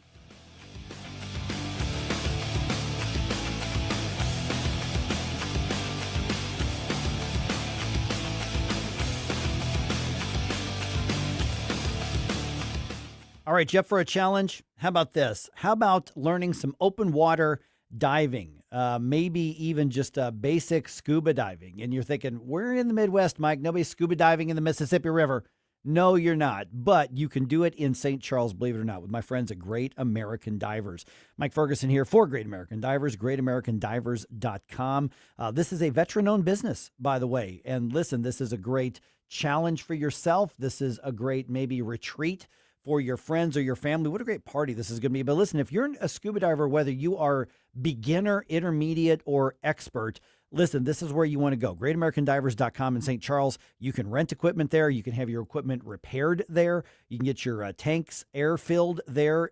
You can join them as they lead dive trips all over the world as well. It's not just in their pool here, but they go all over the world, and they can take you with them, and you can experience it for yourself. GreatAmericanDivers.com. They are in St. Charles. 10% discount, by the way, for active duty, veterans, and first responders. GreatAmericanDivers.com. St. Louis's new choice for conservative talk. Live and local. I need to know what's going on in my city. News Talk STL. Jamie Allman here, tossing and turning over retirement worries. You're not alone. 3 out of 4 Americans share your concern about having enough saved. But here's the thing. A comfortable retirement isn't out of reach, even if you're planning for 30 or 40 years ahead. Every day, Jeff Portman from the Gemini Wealth Group helps people avoid the critical mistakes that can derail their retirement. Build your path to financial confidence. Visit GeminiWealthGroup.com or call Jeff directly at 314-888-0123. Securities and advisory services offered through LPL Financial, a registered investment advisor. Member FINRA SIPC. Concerned about the condition of your windows driving up your energy bills? I was too. It's only called STL Windows and Doors. Their Provia windows combine old world craftsmanship, the professional way, the Provia way, with over 65 years of combined experience, locally owned, offering competitive pricing and personalized service that the big box companies can't match. Call today for your free in-home estimate and start saving tomorrow. 314-277-5952 or stlwindowsanddoors.com. This hour of Mike Ferguson in the Morning is brought to you by Stifel. Request a portfolio review from your Stifel financial advisor at stifel.com. That's STIFEL.com.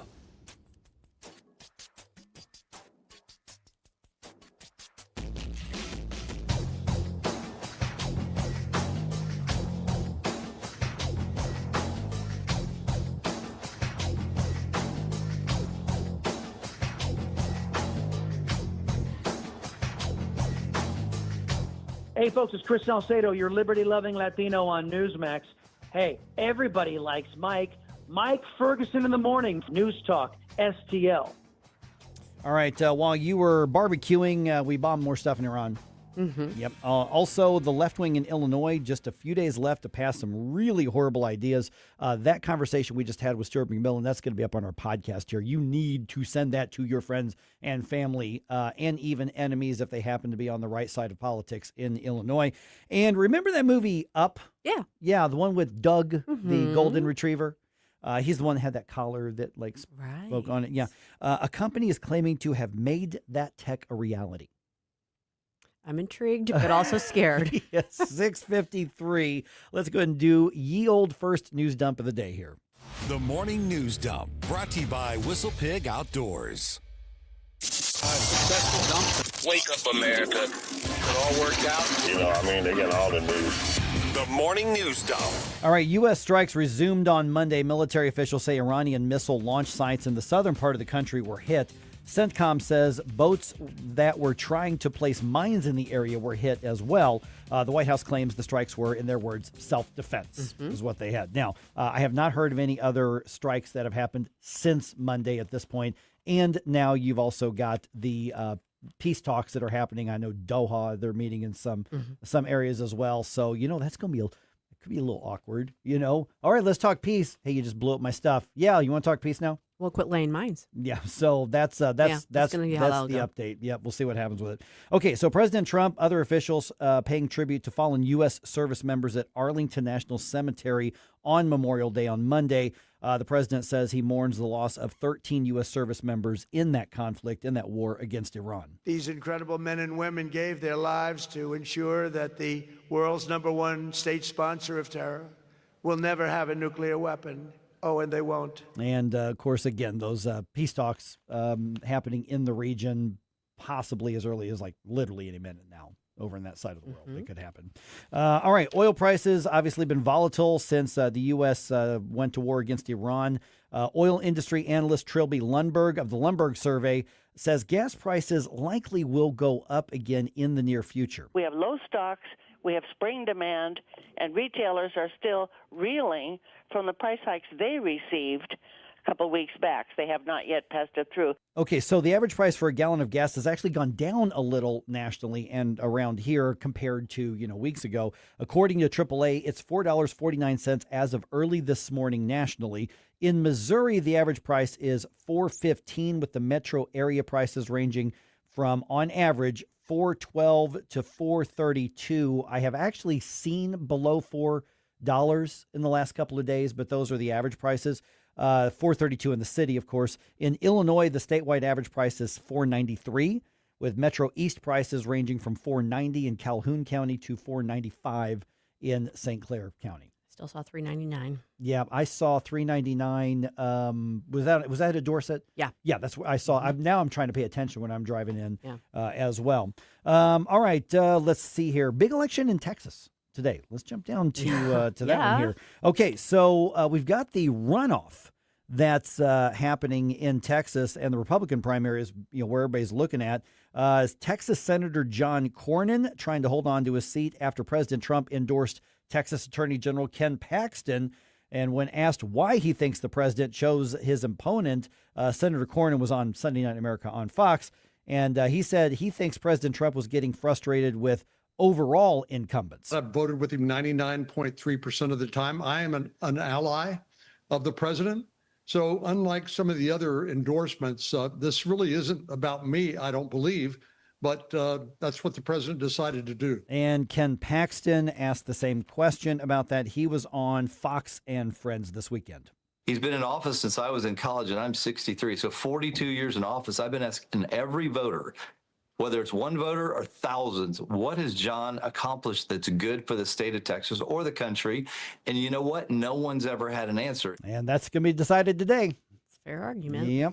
All right. A tech company says they've created an AI-powered pet translator to tell you what your critter's actually saying. I don't know if I want this. China-based Meng Xiaoyi is selling the pet translator for about $118, and they've got over 10,000 pre-orders, according to published reports. According to the company, the collars will incorporate vocal patterns, overall behavior, and body language to determine what your pet is trying to say. Now, you may or may not be surprised to learn that the company has not cited any science to back up claims that pets barking and meowing can be translated into any human language. I'm not going to be rushing right out to buy this for a number of reasons, not least of which is it's Chinese technology. Right. Yeah. And the other questions are going to be, okay, well, what is it your pets would actually say? I'm not sure I want to know. Would you want to know? Squirrel, squirrel, squirrel, mailman, squirrel.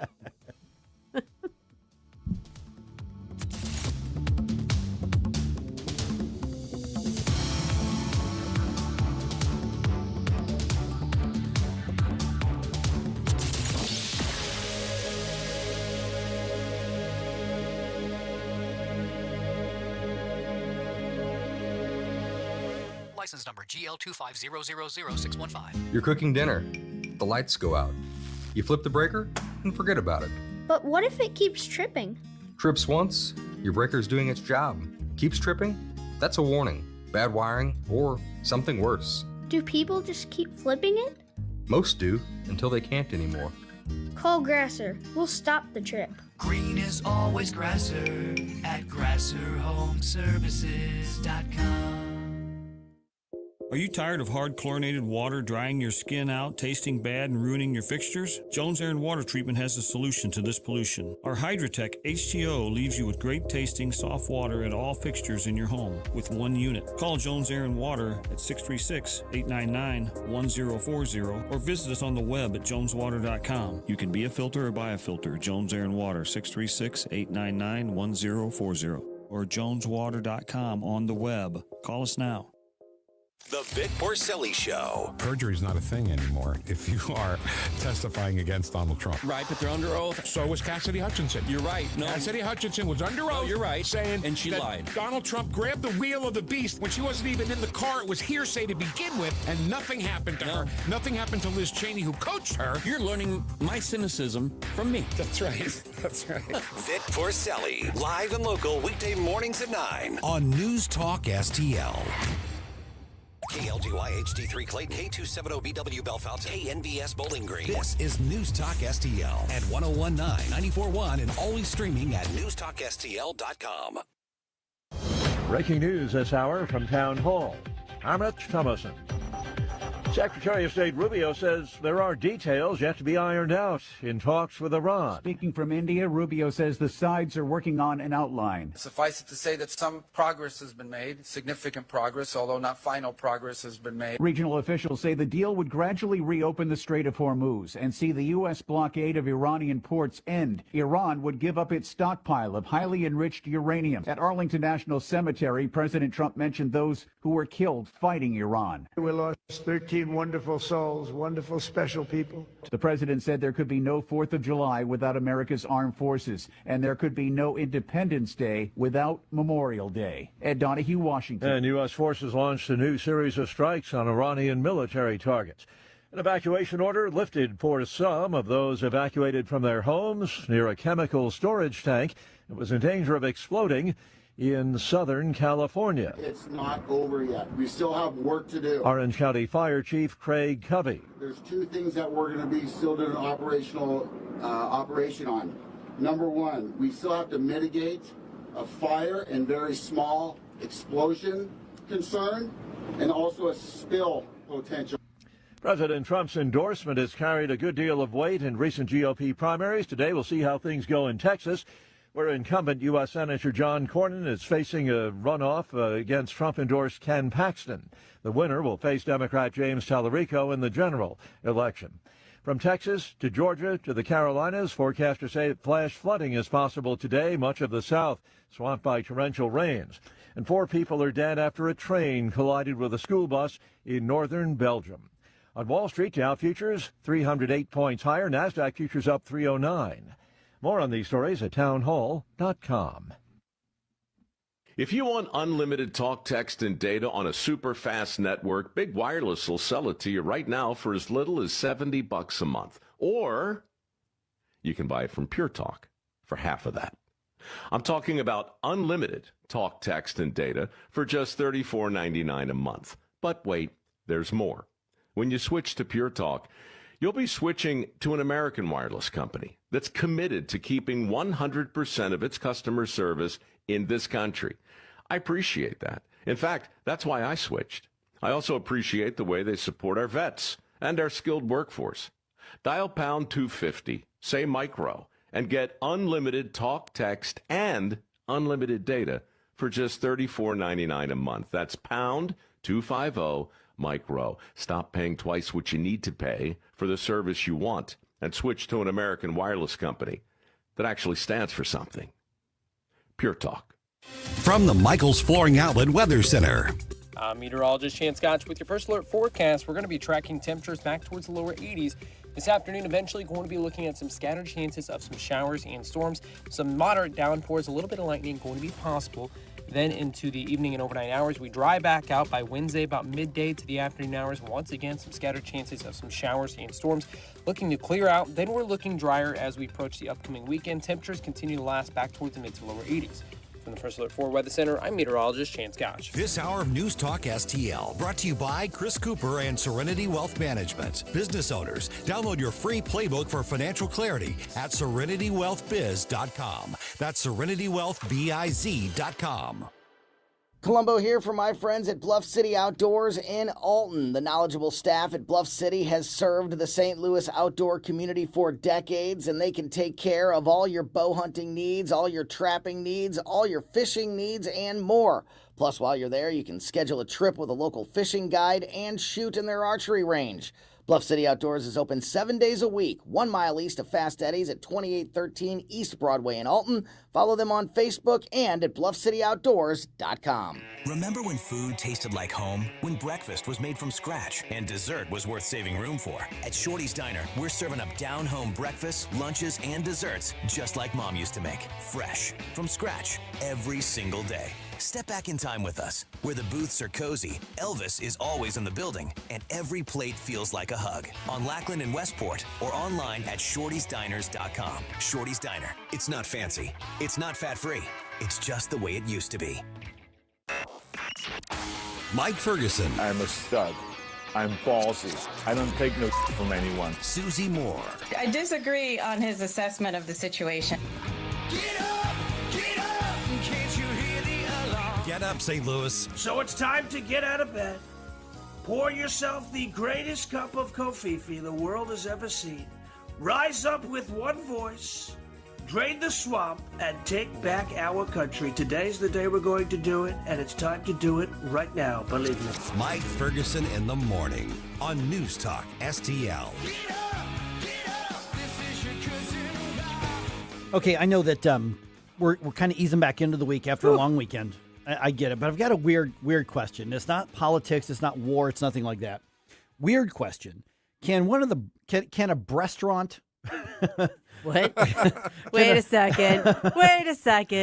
I mean, come on. The what was that word again? Restaurant. Uh-huh. Okay, can a restaurant rebrand itself to be family friendly? need you to elaborate on what that means. We're talking about Hooters here. Oh, like And chicken breasts. I got it. Right. Yeah, that's it. I mean, you've got Hooters and what's the other one? Twin Peaks, and they're used to pick up others. But Hooters is in bankruptcy because I'm surprised it's taken this long. Right. So now they're rebranding, and we're going to hear from the CEO from a second. He's like, no, it's really just about the theme and family friendly on this. So I saw that, I'm thinking, is that a little too much of a stretch for you at this point? I mean, you could maybe make the argument that breasts are family friendly. I mean, I'm just saying. I'll let you hear from him, and we can pick that apart here. All right, coming up on 7:07 right now. I mean, hopefully you did take a break over the weekend from everything. Now it's time to get caught back up on the news, and that, of course, is where redstate.com comes in. So, Susie, where should we start this week's reading? This is the Red State Rundown. Well, I can assure you that even though it was a holiday weekend, we were continuing to cover the news, the hot stuff, the stuff that was trending, and even some kind of off the beaten path stuff. And you were confined in that office? Well, I made my office the pool, but I did work. I worked all weekend long. So, first up from Ward Clark, we've got this Antarctic island has been there forever, and they just now found it. Oh. So, we're still discovering islands and stuff on our planet. That's kind of fascinating to know about. Ward is our, kind of our climate guy and our planet guy. So, check that one out if you want to know more about the new island that was discovered. We've got this VIP article from Bob Hogue. It's titled, "Have We Forgotten So Quickly?" And it's basically saying, hey, look, I know that people haven't gotten their way about everything. Maybe President Trump hasn't accomplished everything you wanted him to, but have you forgotten what it was like under Biden? So he kind of does a little, reflection back on that. Timely reminder. And then this one also from Bob. I'm going to try and get through this and not start crying. Yesterday was Memorial Day. There was a Gold Star wife who put out on Twitter on Sunday. She asked if someone who was going to be in the area in Arlington Cemetery could take a photo of her husband's grave. He's been dead for 20 years. And she just wanted to make sure that he was remembered appropriately yesterday. And the response was amazing. Massive. Amazing. So you might want to have a little tissue handy when you read this. It's going to probably make you tear up, but you want to go check this article out from Bob Hogue about this. I haven't read Bob's article, but I saw that going on social media when I checked in for a little bit. I mean, people stepped up to do the heartwarming right thing like crazy. It almost restored my faith in humanity. It was pretty amazing. At least for a moment. Yeah, I'm just saying. All right. Coming up on 7:09 right now. Okay. I'm treading lightly here. It's morning. I understand. On a lighter note. I understand that your kids are in the car, so we're not going off the rails here or anything like that. But Hooters went into bankruptcy last fall or something like that, last summer, last fall. So they've been in bankruptcy, and they're going to be closed. I guess they're going to close a bunch of restaurants. I don't know about the ones in the St. Louis area, what's going to be affected or what's not there. But it's funny because you remember when Hooters first became a thing, and there were immediately some controversies. Well, yes.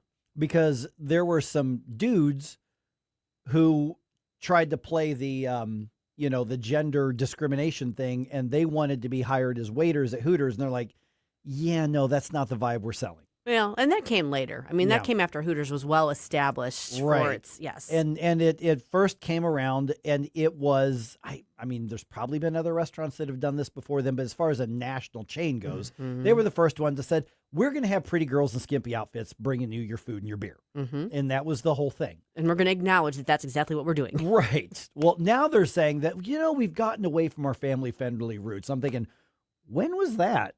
Now, I will say, by comparison, I've always thought Hooters was kind of tame. I never thought Hooters was really that big of a deal. It is. Myself. I would agree. I mean, it wouldn't be like the end of the world to bring your kids there. It's not.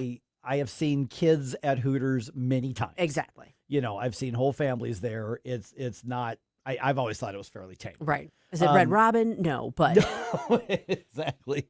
And I've been into a couple of Hooters where there is nothing alluring or sexual whatsoever at all. I was in, I think, the world's worst Hooters in Fairview Heights a few weeks ago.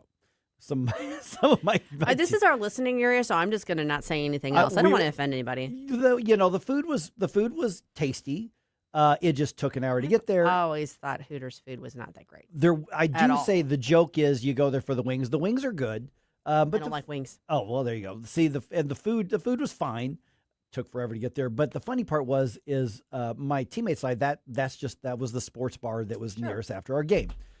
So these guys, I mean, we go when none of us are worried about chasing, but we walk around and let's just say that the branding that Hooters has become accustomed to, they weren't exactly fulfilling it. Okay. I mean, it's like we walk in and we're like, huh. And I observed, I said, if any one of these waitresses goes to a party and somebody says, so what do you do? And their answer is, I'm a Hooters girl. The answer would be, no. So what do you really do? Just saying. I have thoughts I'm just not going to share right now. Bringing up a sore subject. Okay, so anyway, the CEO of I'm going to hear it in the break here in just a little bit, probably. Okay, the CEO is Neil Kiefer. That's his name, and so he says they're rebranding. You know, listen, when you're in bankruptcy, you got to do something different. Sure. So they're rebranding. They had taken the Hooters girls' uniforms, over-sexualized it, I call it. The shorts almost turned into thongs. And frankly, that was never the intent of the brand. This was created in 1983 as an escape or an oasis. You know, it's a beach community. It's a beach theme type of thing here in Clearwater. So that was very upsetting. And of course, today on social media, when you see pictures of people wearing the uniform, it appropriately affects other markets and affected us. So we just wanted to rectify it, get the brand back to its roots. I call it a re-Hooterization. So it's all a beach theme. We've just missed it all these years. It's just a beach theme. Those bright colors, like the bright orange, right. Like a beach ball-ish, kind of, sort of. That's a nice try, Neil. Yeah, I don't think you're rebranding this. No. I mean, I don't know what else to say. It's like it's not a secret what the main allure of Hooters is supposed to be. It's kind of right there in the name. Right. Hello. And their original logo. I mean, it's the owl was just a disguise. Yeah. Just saying. Well, I've got a couple ideas that might help them out. Instead of going with the beach theme, just get some like chicken masks. So keep the outfits, put some chicken masks on, give them some feathered wings, and I mean, feel like that would terrorize people. Yeah, really. That would be scarier for the little kids. But you're and then they're eating chicken, and you got like chickens. I don't know. Yeah, and they watch while they do the chicken. No, because you do when you have your terror reflex kick in, then your adrenaline goes up. You start to sweat. You make a little bit more room in your tummy. You get hungry when it wears off. You really thought this through. Well, no bad ideas. If you're already going through bankruptcy, I'm just saying I could be a consultant. Now, here's what's interesting is because for a long time the thought was, well, if there's anything that sells, it's going to be attractive women. Mm-hmm. You know, for nothing else, and they're in bankruptcy. You know, and I think there has been a few other restaurants that have gone in the same thing, and they've come and they've gone. So if you're not delivering affordable food that's pretty tasty, eventually it doesn't matter who's bringing it to your table. Correct. I mean, I feel like that's always been like the weakness of Hooters. Is I never thought their food was all that great. So it's like, okay, if you don't have great food and the, original draw is kind of like, Well, okay, so Chuck E. Cheese, for example, their pizza's terrible. Their food's awful. It is awful. Oh, they got games. Yeah. But they have, so that's what I'm saying. So you, instead of Hooter Girls, you could have Hooters animatronics. still keep the outfits, just like robots. fembots. Yeah, like the Austin Power fembots, dressed like the Hooters people. I still think that the chicken mask that's gonna scare the heck out of people. And then you have to find what would be like cornhole, like barbecue style games, right? What do you people play when they eat chicken? Yeah. So basically, you're like saying market to incels. Yes. Okay. Well. Okay. So let's. Okay. So Chuck E. Cheese, you have a That's literal not family rodent. friendly. You have a literal rodent and a hodgepodge of other weird beings watching you eat pizza, and people still bring their kids there. So why can't Hooters do the same thing?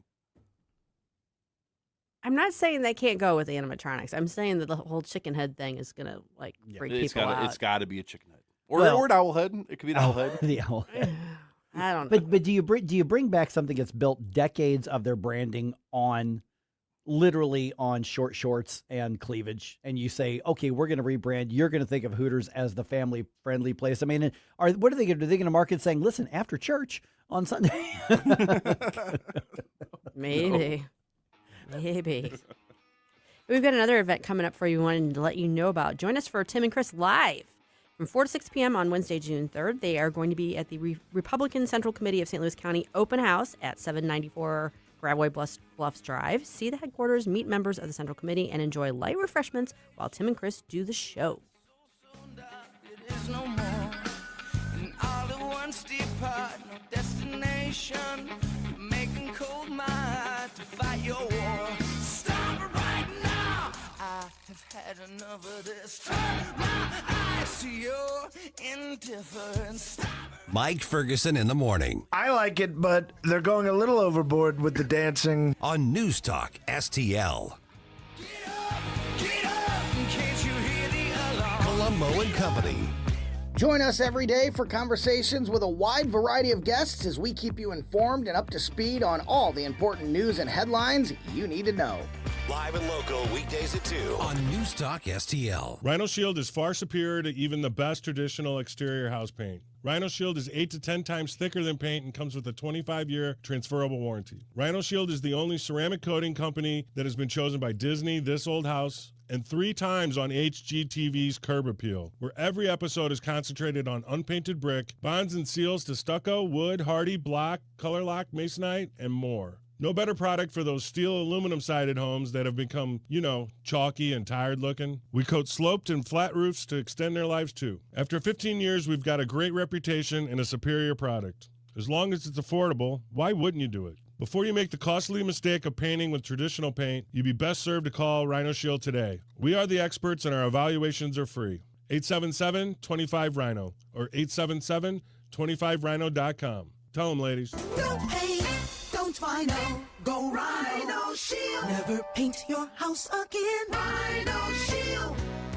Democracy is loud, and on Tuesday, June 2nd, you can be right in the middle of it. News Talk STL is bringing the St. Charles County Executive Primary Debate to Lindenwood University in St. Charles at the J. Schneider Center for the Arts. No reservations, no tickets, just show up. Can't make it in person? Catch every word live on News Talk STL from 7 to 8:30 p.m. The St. Charles County Executive Primary Debate on June 2nd. Brought to you by the St. Charles County Republican Central Committee, Mid-Rivers News Magazine, Lewis & Clark's Pachyderms Club, and the Hammond Institute for Free Enterprise at Lindenwood University.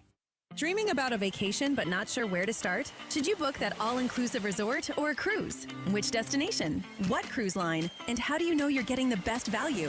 That's where Magic Expeditions comes in. We're your St. Louis local travel experts, helping you choose the vacation that fits. Whether a relaxing, adults-only escape, family-friendly resort, or unforgettable cruise adventure, skip the stress, the guessing, and endless online searching. Visit magicexpeditions.com. That's magicexpeditions.com. Thanks for taking my call. News, analysis, opinion. Radio news junkie. Love every bit about it. News Talk STL.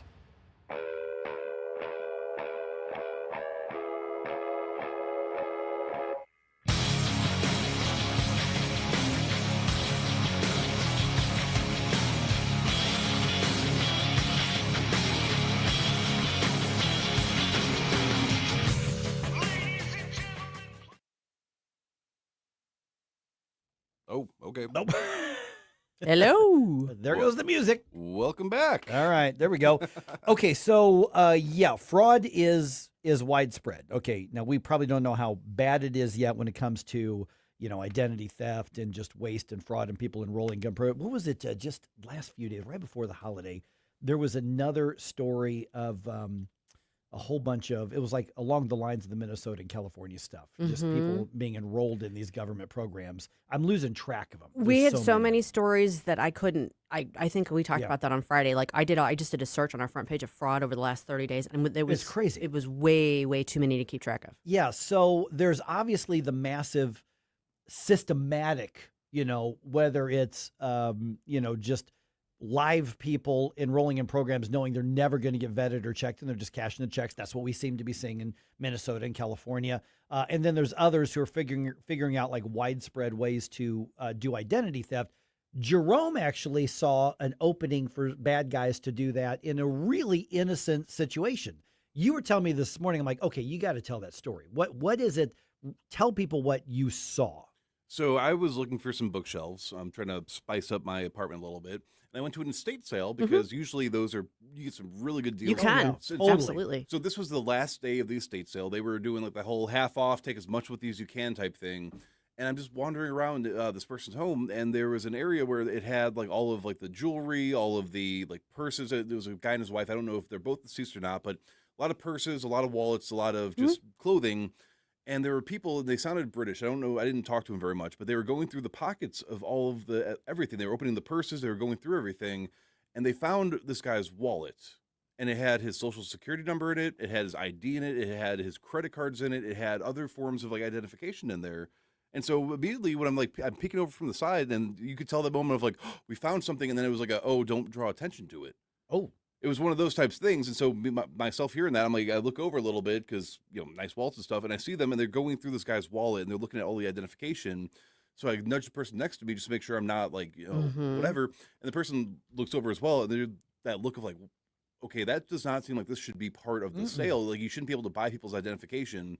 So the person asked him like, so what do you have there? What did you find? And they're like, oh, well, they didn't do a very good job going through everything. We found these identification. I can't do a British accent very well, but we found these identification cards. So we want to make sure that nobody else gets a hold of this. So they were like pulling them out, and they were like, we're going to make sure that the person knows that these were left in there. There might be more. And so I didn't see if they had anything with them to go check out. But later on, I went downstairs. I figured, okay, maybe they are trustworthy. I'm not in the estate sale community, so I don't know what the protocol is. And there is an estate sale community. Oh, there absolutely. There are like circles. Actual groups with massive followings. Yeah. So later on, I find the stuff I wanted to buy, and I go and I talk to the guy, and I just said, hey, it slipped my mind in the moment. I don't know why I didn't think of that, but there was a couple here, and they sounded British. They were the only people here that sounded British. And they said they found these cards, these identification things in a wallet that was in like a jacket or something like that. And they said they were going to come bring it to you, not to worry about that. And he was like, well, I don't recall anybody turning over any information to me. And they got me thinking. So I'm like, okay, I don't know what you could do, but when we hear about student loans with dead people, social security fraud, all these sorts of fraud, if you're not checking the stuff before it goes to these places, and you're not making a good enough job making sure that you have all the identifiable stuff, how much more common this could be. So then I asked a few people that they do a lot more of the garage selling stuff, and they said you would be surprised by how many times we go to an auction and there's like a lot of 10 purses, and you bid on the entire lot, you have no idea what you're going to get, and then when we're going through it, you'll find people's identification there. Yeah. And by the way, the estate sales, you don't have to die to have your stuff sold in an estate sale. Oh. You can be in hospice, you can be in a retirement home, you can be in memory care, and then it's the family just a fancy comes way in. of saying garage sale. It's just garage sale where you get to go inside. Now there was a little bit more of a nicer note to that, is that there was somebody that did find like a wad of cash in one of the purses and did go and turn it in and say, hey, I wouldn't feel right keeping this. It looks like some money. So there are some honest people out there, but apparently there is a protocol around that within the community, but it's more rampant. People when I pointed that out, I'm like, well, I don't know why I didn't think of it in the moment. I'm sure and they're people like, take well, no, you would advantage be of it. surprised. People will go to garage sales and they will specifically go out of their way to try to find this stuff. People go to garage sales and steal stuff. Which is bad enough. I know. It's like, come on. I actually had my own experience with fraud over the weekend. What happened? Yeah. I didn't know this first time hearing of it. I forgot about it until you mentioned it. Got an alert on my one credit card that said, hey, there's a suspicious transaction here. And sure enough, there were 3 transactions, all of them for $50 or so ish, all of them in the St. Charles area. Oh, wow. All on the same day. And they're like, is this you? I'm like, nope. Yep. And there was one in the morning that was me. So they're sending me a new card. They had to shut that one off. Oh, and that is such a pain in the I think butt. I know what the source of it is. I need to do some sleuthing, but boy, is that frustrating. And then back to what you were saying about you don't have to be dead to have an estate sale. I mean, so if this individual is still alive, because I don't know anything about these people. They had some nice furniture though, but it could totally be possible that this might be somebody in hospice right now who did not think to bring whoever the loved one was that's listing their stuff. Did not, and so this could be potentially an active credit card out there. Oh, right. Yeah, absolutely. It could. Wow. It could. Yeah. I mean, it's just a reminder to go through everything before you put it up for sale. Right. And like, for instance, I told you guys that I had a fraud thing happen on my debit card. So when I went down to Puerto Rico to play in that baseball tournament, I came back and about, I don't know, not even a week later, a few days after I got back, I checked my bank accounts pretty regularly, and I saw that there was like $1,500 gone. Oh gosh. Yeah. And it was purchased. 2 great big purchases were made in Baltimore at an IKEA. Well, the only thing that I used my debit card one time because on my connecting flight was in Baltimore. And I had one stop where we bought lunch there. I bought a sandwich and a bottled water at one, and that was the only time that card came out of my wallet was at the airport in Baltimore. Yeah. So whoever it was that took my card and ran that would be the person who took the information and either went to IKEA on a shopping spree on my stuff or sold it to somebody. But that's the only way that it could have been. But here's the thing, though. It's fairly low risk because I'm not calling the detectives reporting it. You know what? I got the money back. It took a couple weeks. I got it back. They ended up getting free stuff because of fraud, because it's not as high risk as it should be. It's true. Well, and there is something that I know a lot of the younger people do. This is why I will never use a debit card when I go through a drive-through, is that they will have their phone that will be live streaming when they're taking orders at a McDonald's or Taco Bell. I don't want to name any one brand. You give them the phone or you give them your card, and then there's an issue with the machine. So they're holding one side over the phone that's recording, or they have somebody taking down the numbers. We'll flip it over to check to make sure that the card's okay. Then they run it. Suddenly it works again, and then now they have both sides of your card. Yeah, use cash in the drive-thru if you can. Oh, absolutely. Without a doubt. Or an app. Or an app. Yeah, use their app. Yeah, you can do, like, a lot of them have the apps. Now, that's another reason to do that. Yeah. Because it's so easy for people to do it. I know. I mean, you don't think about it, but you're exposing that information a lot. But I'm 90% sure I know what the source of it is, and I'm going to get to the bottom of it. Yeah. I got your back, Susie. Yeah, All right. You say 3 different purchases around $50? Mm-hmm. Yeah. Because a lot of times what they'll do is they'll do a couple purchases that are really tiny. Yes. Just to see if you're watching. Yes. But then you get into the other stuff and you're looking at the widespread. I didn't catch it. system. My credit card company caught it and alerted me. And it was so strange to me because they were not crazy purchases and they were in the area that I live. So what it was that flagged it for them, I'm not 100% sure, but I'm like, thankful. Yeah. Well, and there is I'm not trying to give anybody ideas, but there are places where if they RFID your card, so it's like the tap to pay stuff, they can get your card information, or if they have like those like skimmers that people will put over the. So they know you've already been there. They know what these transactions will show up like. And so if they have your information, they might try a small thing just to see if it works. Then you're not going to question it because you're like, well, maybe there was a service fee. Maybe I did buy something at the gas station. Well, interestingly enough, none of these 3 places are places that I actually have been to. They just are in the area that I live. Yeah. Well, there are now, what was it, the Better Business Bureau and one of the other places were warning about these RFID card readers. Yeah. To where they just have to walk next to you, accidentally bump into you. Oh, excuse me, I'm so sorry. And if they can get close enough that they can read those chips through your wallet or through your purse or through your handbag or through your pocket. Yeah. So even that is really easy. And we're talking like small town, like small time petty type thieves. Right. For the large scale stuff, that's a whole different thing. You're talking about systemic, but the bottom line is that there are probably what we would consider normal people out there engaging in this because they can. There's sketchy people out there is what there are. Well, from what I've gathered as well, it comes down to people that ride buses a lot because you have all these different people. If you're on the train, if you're on the bus, you can accidentally bump into a bunch of people and take their identification, because people are on their phone. Sketchy people on the train, really? I know, right? Or the bus? On the metro? Another one is when people will do gigs if they want to pay you to do a gig. So this one almost happened to somebody I used to do freelance work with. Is that the individual that was supposed to pay us did the whole tap to pay for the card for like Venmo or for one of these apps, and when they touched the phone, I don't know how the technology works, but when they did that thing, that's how they ended up getting her information. And then they tried to use her card to pay us with our own money. Yeah, it's like what you don't think we're gonna figure that out? So, well, there's a lot of corrupt, fraudulent people out there. You gotta watch your back. Yeah, yep, exactly. So, yeah, I mean, I just thought that when you were telling me the story, I thought that was pretty interesting. Yeah. On there. Just here's the bottom line is downsize so your kids don't have to deal with that if you can possibly do it. At least like keep your goods in a different, you know what I'm saying? Just have a designated area like, hey, honey, you know, in case something happens to me, here's the code to my vault or something. Hey, that also, those credit monitoring services, absolutely worth it. Oh, yeah. Totally worth it. Yep. Now, what should it take to end the war against Iran? We'll get Congressman Bob Onder's thoughts on that coming up here at 7:35.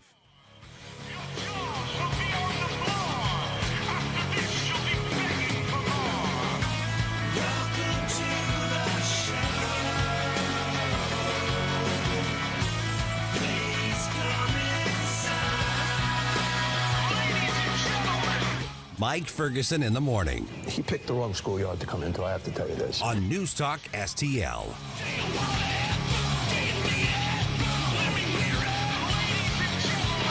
From the Michaels Flooring Outlet Weather Center. Meteorologist Chance Scotch with your first alert forecast. We're going to be tracking temperatures back towards the lower 80s This afternoon, eventually going to be looking at some scattered chances of some showers and storms. Some moderate downpours, a little bit of lightning going to be possible. Then into the evening and overnight hours, we dry back out by Wednesday about midday to the afternoon hours. Once again, some scattered chances of some showers and storms looking to clear out. Then we're looking drier as we approach the upcoming weekend. Temperatures continue to last back towards the mid to lower 80s. From the First Alert 4 Weather Center, I'm meteorologist Chance Gouch. Hanson's Tree Service at hansonstree.com is your one-stop shop for expert insured tree care and more in the greater St. Louis region and at the Lake of the Ozarks. Visit hansonstree.com for 24/7 emergency tree care, grinding and land clearing, awesome organic mulch, green resource recycling, and more. Tim Jones here to tell you that whether you're dealing with old man winter at your home or business in the St. Louis region or preparing your lake home for spring, call Hanson's to help you out. No job too big or too small. Mention NewsTalkSTL. Receive 10% off all tree care services. hansonstree.com, hansonstree.com. Larry Connor's Commentary, brought to you by Vincent's Jewelers, offering a wide selection of jewelry, including lab-grown diamonds, affordable earrings, bracelets, necklaces, and rings, up to 75% off their natural counterparts. Visit Vincent'sJewelers.com. This is Larry Connor's Commentary on News Talk STL. Today, Thomas Massey is trying to remain a Kentucky congressman. He's held office since 2012. Trump calls the Republican the worst congressman in history. And Massey says every time Trump condemns me, I get more campaign money. But what will the vote show? Louisiana Senator Bill Cassidy learned you cross Trump, you could end your political career. The two-term U.S. Senator, one of 7 Republicans who voted to impeach Trump based on January 6th. This last weekend, Cassidy came in 3rd in the Louisiana primary. Fellow Louisiana GOP Senator Kennedy said the writing was on the wall. Trump is already endorsing one of the remaining Republicans, but Senator Kennedy said, I'm not getting involved unless one of them says something about my mama. And Maryland Senator Chris Van Hollen said the political winds are blowing strong enough, Democrats will reclaim the House. I'm thinking Democrats will fail, but don't take my words for it and think I don't need to vote. You make sure you vote. Van Hollen says you and other Trump supporters, you are a cult. A cult? A cult? Trump won with 77 million votes. That is one hell of a cult. Get more Larry Connors on Larry Connors USA. Tonight at 6 on News Talk STL. Dozens of out-of-state law firms are crashing into St. Louis trying to get your business. My advice, rely on a hometown firm. Onder Law has been here for years. Their lawyers raising their families right alongside yours. And when you're injured by someone's careless actions, you are entitled to full compensation. You want lawyers who will not bend to big insurance, but will stand defiantly protecting you. Onder Law, O-N-D-E-R, onderlaw.com. Onder wins. I'm Dr. TJ, owner of the Institute of Natural Health, co-owner of Optimal Nutraceuticals, and the host of Wellness One. Wellness One is designed to cut through the nonsense and provide you common sense science-based information regarding health and wellness. On the show, we discuss topics like thyroid health, gut health, hormone optimization, and many others. Our show airs Saturdays at 10 a.m. and 2 p.m. and Sundays at 11 a.m. and 3 p.m. right here on Newstalk STL. And you can visit us at inhstl.com. That's inhstl.com. Tony Colombo here for Gutter Pros and Exteriors, your all-in-one service team that brings years of experience and quality that's affordable right to your doorstep. Christine and I discovered Gutter Pros and Exteriors when we bought our home and inherited a gutter problem. And they've also repaired siding damage on our home because along with gutter repair, gutter installation, and leaf protection, the Gutter Pros team are also the best for repairing other exterior damage, including fascia, soffit, and all siding repair and installation. Learn about all the ways Gutter Pros and Exteriors can help your home or business right now at gutterpros.com. The news and talk. I'm optimistic that during the summer we will see gas with a 3 in front of it sooner rather than later. That matters to St. Louis. The energy prices, while painful, are not going to be around forever. This is 101.9 and 94.1 News Talk STL.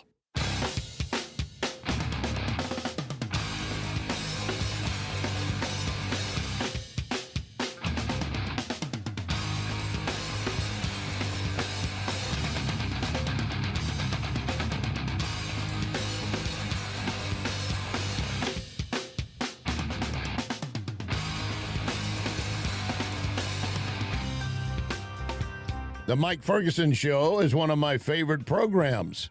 In addition to Larry Connor's USA, Catch my program at 6. Now, back to Mike. Okay, as we mentioned in the news dump just a little bit ago, U.S. military hit several Iranian targets on Monday. Boy, that's going to make those peace talk meetings a little awkward. I think they were already going to be awkward. They were going to be awkward, yeah. Oh, so where do we go from here? We are now joined by Congressman Bob Onder. So, Bob, we've only got some basic details from from what CENTCOM and what the White House's and Department of War is telling to media. Have you been briefed on anything beyond the basics? We hit some missile launching sites, some boats or ships that we believed were laying some more water mines out there were hit. Do we have any new information since Monday? Yeah, right now, good morning. It's great to be back. Yeah, that is what I have as well. As over the weekend and as recently as early yesterday, President Trump had been optimistic that the talks with the Iranians were going well, that maybe there was a deal imminent, although the president indicated he wasn't in a hurry. He wanted to get the right deal. Yes, and then yesterday there was an exchange of fire later in the day. The U.S. sank 2 Iranian ships that it said were attempting to lay mines in the Strait of Hormuz. And then Iran responded by launching some surface-to-air missiles at U.S. planes. And then we hit back at missile launchers in southern Iran. So, I have not had any confidential briefings. That's about all we know. But as you said, it does not... we're told that the ceasefire continues, but that's a heck of a ceasefire. Well, Bob, obviously... I think they've had to change the definition of ceasefire. It's a loose definition. It's a loose definition. Very loose. Yeah. So, I mean, obviously, part of the problem here is you're getting information from multiple sources on social media, and obviously no one knows what's going on behind closed doors, that sort of thing. But it's clear that the president would like there to be a deal, but what does that need to look like in order for us to be, confident that A, the Iranians are going to stick to it, and B, that it was worthwhile to obtain? No, 2 very good questions. I mean, certainly reopening of the Strait of Hormuz, resumptions of tanker traffic through that critical area are important. Iran cannot set up a toll booth and decide who gets to come and go and how much, duty they have to pay to the Iranians. And I think, of course, from the beginning, the goal has been that Iran not have a nuclear weapon. I don't think we know exactly to what extent, or at least I don't know exactly to what extent Iran's nuclear capability is diminished. Ideally, a deal would include Iran relinquishing all their enriched uraniums. And then the president over the weekend threw another idea into the mix that somehow the Iranian deal would include an extension of the Abraham Accords, which, as your listeners remember, was the 2020 deal brokered by the U.S., President Trump, and signed by the U.S., Israel, the UAE, and Bahrain, which normalized relations between those nations and really further isolated Tehran in many ways. It would seem after the current conflict, perhaps an extension of the Abraham Accords might perhaps even be further off. But yes, exactly what's going on behind closed doors and what the ideal deal would look like, I guess, remains to be seen. We are visiting with Congressman Bob Onder, and I know that this is kind of just in the process here at this point, because I want to ask you about this lunatic who fired shots at the White House over the weekend. But the Department of Homeland Security, the reconciliation, the funding kerfuffle that's still happening in D.C., what's the status on that, and is there anything this week we should be watching for? Right. This is an ongoing, fight. This, we look back in December, we Republicans passed most of the budget. The Democrats refused to fund the Department of Homeland Security. And then about a month ago, on April 30th, Congress with, I believe, only Republican. Well, no, I guess we needed Democrat votes in the Senate. We passed an extension of Homeland Security funding except for ICE and Border Patrol, ending a record 76-day Democrat shutdown. Now, the idea was then we could pass a reconciliation bill that would finish the job and fund ICE and Border Patrol. The idea was that would be a, quote, clean bill. That would be all that bill would do, would be to fund ICE and Border Patrol. And then we had a couple of hiccups when the president wanted to include the $1 billion for White House security and Secret Service. And then last week when he announced he'd like to include a $1.776 billion fund to make whole those who were harmed by the Biden weaponization of government. So with that, the Senate Republicans said, we've had enough, and they went home last week without passing that reconciliation bill. Both the Senate and the House are on district work recess this week, so I'm not sure what might develop this week. Look, I think the Senate ought to come back and finish the job and do their job. But yes, right, as we speak, ICE and Border Patrol, they're being funded by money we passed last summer in the One Big Beautiful Bill. But this is a ridiculous way to pass a budget, and unfortunately, the Democrats, in their solicitousness for illegal aliens, rather shut down the government than fund the great men and women who secure our borders and enforce our immigration laws. Bob, Mike alluded to this, and we covered it at Red State. There was this disturbing incident with another person trying to take shots at the White House, near the White House. It seems to have kind of become a regular thing now, and obviously that underscores the importance of security, of national security, of Secret Service, of some of these federal law enforcement that is funded by some of the things that are still up for debate. Where do we go from here on that? I mean, there's two components to it. There's the funding and security issue, and then there's also the why are there so many crazy people taking shots like this? Yes. I mean, look, I think we can. We don't know much about the shooter on Saturday. Clearly he was shooting at the White House, and Secret Service returned fire and killed him. But I would assume it's another leftist lunatic motivated by hatred of Donald Trump and Republicans. It's a really sad state of affairs.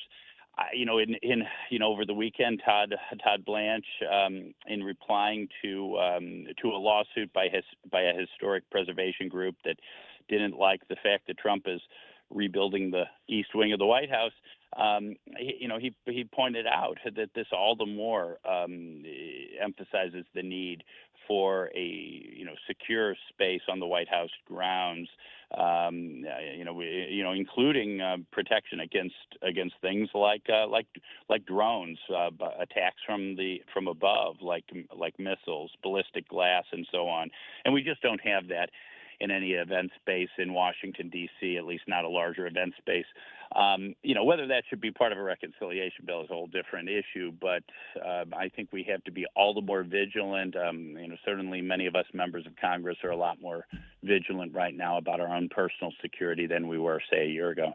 Our Congressman Bob Onder, just got a minute or so left. I guess more of the less partisan stuff, but more of the infrastructure stuff. The Build America 250 Act. This has to do with highways and just overall improvement of the national infrastructure. This is a big deal as far as the amount of money spending and the way that our infrastructure is changing. What is it that we need to look for regarding the Build America 250 Act? Yes, the Build America 250 Act, it's also often called the Highway Bill or the Surface Transportation Bill. It's a bill that needs to be passed every 5 years so that the various federal projects that build our roads and our transportation infrastructure can continue on. And I have to say that this was an example of government working as it was supposed to work. The transportation bill does not actually expire until September 30th, and we got our work done in May. But of course, it goes on to the Senate. The Build America 250 Act included permitting reform, deregulation, rolling back a lot of Green New Deal nonsense that was passed in Biden's infrastructure bill known as the IIJA Act.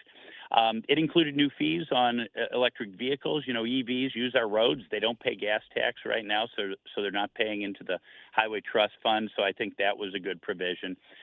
Two really important features for Missouri are that the bill is going to put more money through the so-called formula funding, where money goes directly to the states to do projects as they see necessary, rather than federal bureaucrats controlling which projects get built.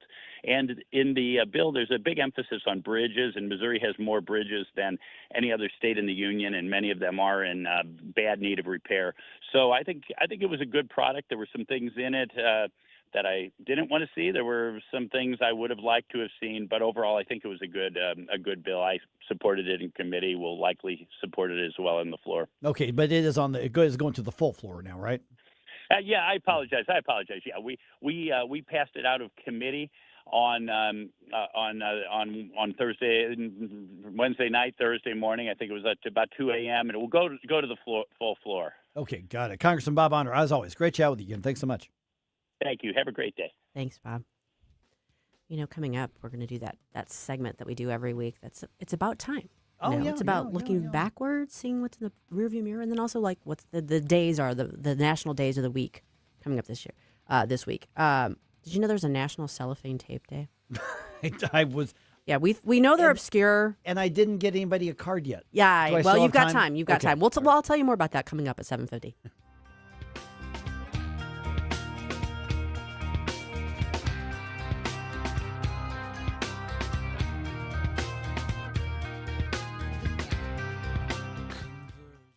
Susie Moore here to talk to you about flooring. That's right, Michael's Flooring Outlet. They're a locally owned and operated family business for more than 30 years, so you know you can count on them. I've used them in the past. I had a great experience with them, and you will too. If it's variety that you're looking for, well, Michael's has it. They've got carpet, they've got hardwood, natural stone, luxury vinyl, ceramic tile, laminate, you name it, they've got it. Plus, with Michael's, you know your installation is going to be done right the first time because it's being done by the experts at Michael's, not just a random subcontractor.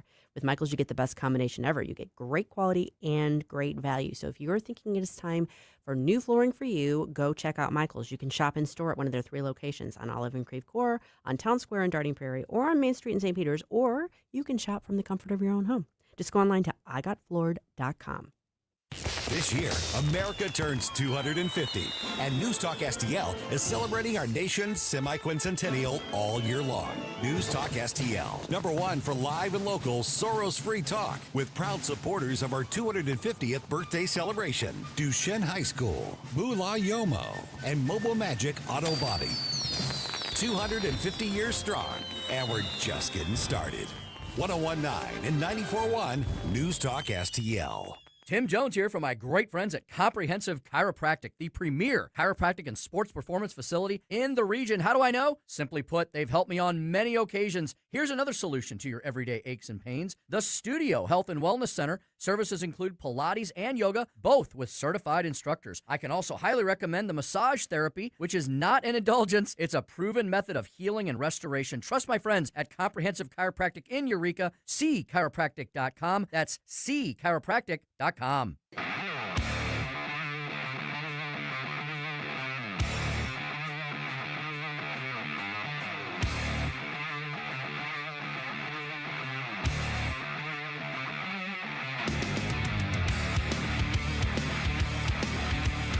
I'm Congressman Bob Onder, and you're listening to Mike Ferguson in the Morning on News Talk STL.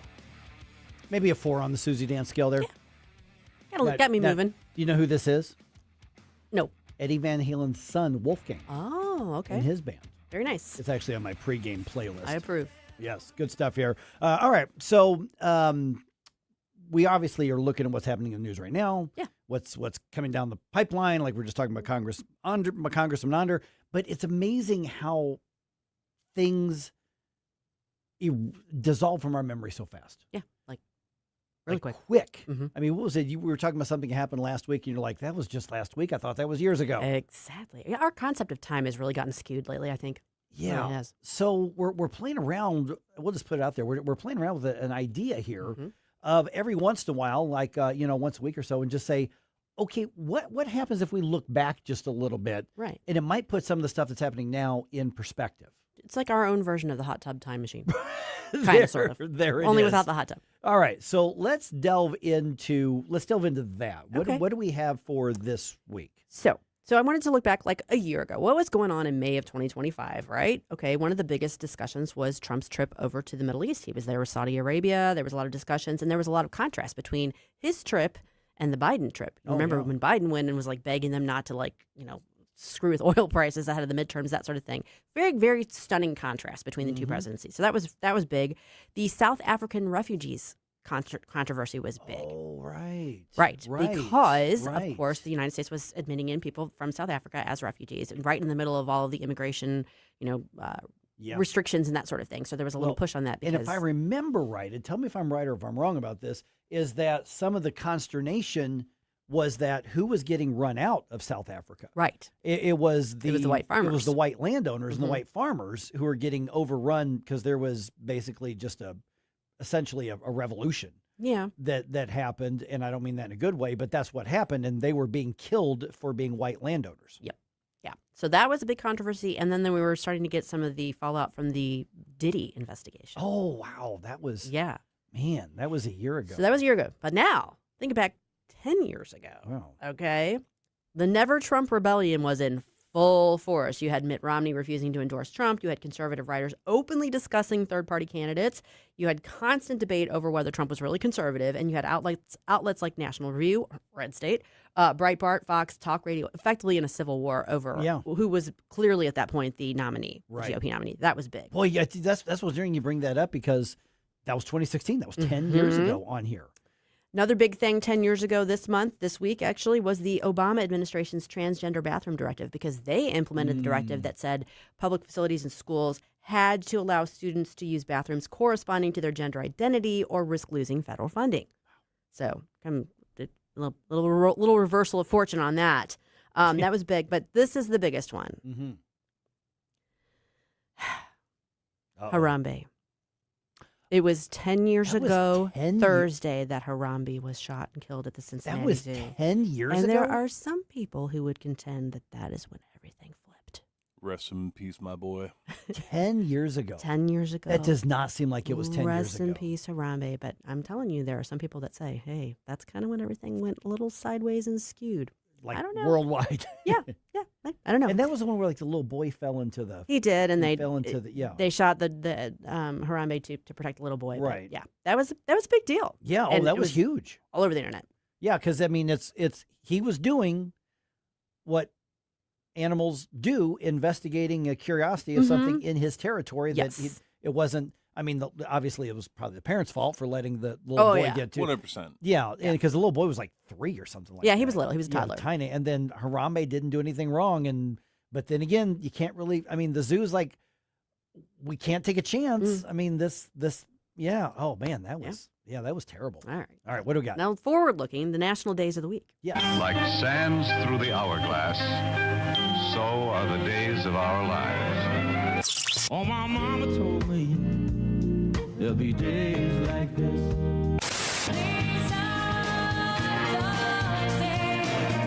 Sunday, Monday, happy days. Tuesday, Wednesday, happy days. Thursday, Friday, happy days. Now, we're already on Tuesday, so we're going to skip Monday. That's right. Tuesday, today, National Paper Airplane Day. Okay. I could make a mean one. Okay.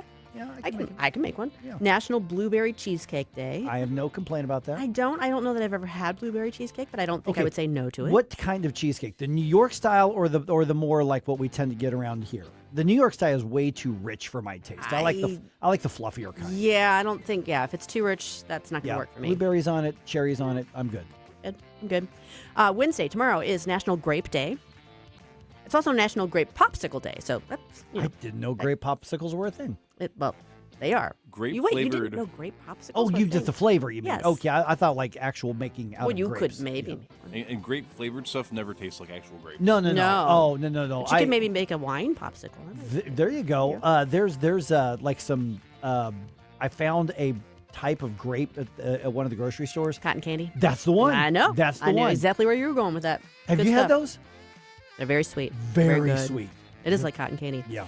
But yes, Wednesday is National Cellophane Tape Day. In case you were wondering. Okay. You do have time to get a I card. have time to go get a card. It's National Flip Flop Day, which I can totally get behind. National Senior Health and Fitness Day, which goes with what I just did. I'm senior and I just lifted like I was doing high kicks there.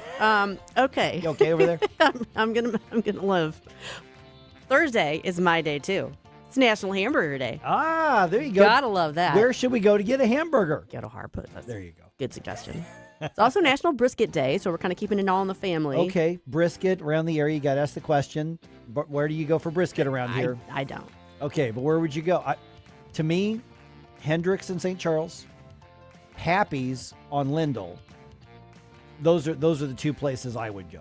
I will tell you that the best brisket you could possibly get in town comes from whoever pays me to say their name on air. Oh, there you go. That's there you go. fair. That's Yeah. totally fair. Hendricks has really good fried green tomatoes, by the way. They do. Yeah. They do. Yeah. And this is kind of weird because it's National Hamburger Day, but it's also National Beef Burger Day. So hamburger, beef burger, how are we distinguishing and why are there two different ones? I mean, hamburgers are beef. Well, I know it's a little confusing, Yeah. just like when you park on a driveway, but yeah, I don't know. I don't quite get it. I don't know. It's like the old, was it A1 or Heinz commercials?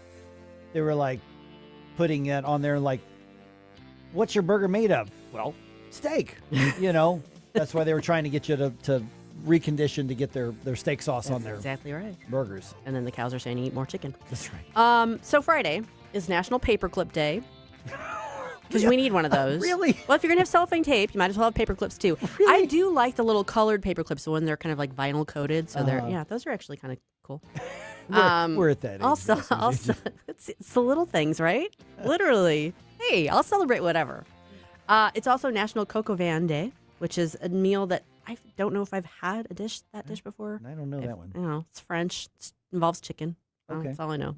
And it's National 529 Day, which I guess is the day of celebrating like these savings accounts for your students. It's, pro education. So we can get behind that. Yeah, no, 521 plans. If you got a little newborn or a grandkid or something, worth you it. You should do it. Definitely do it.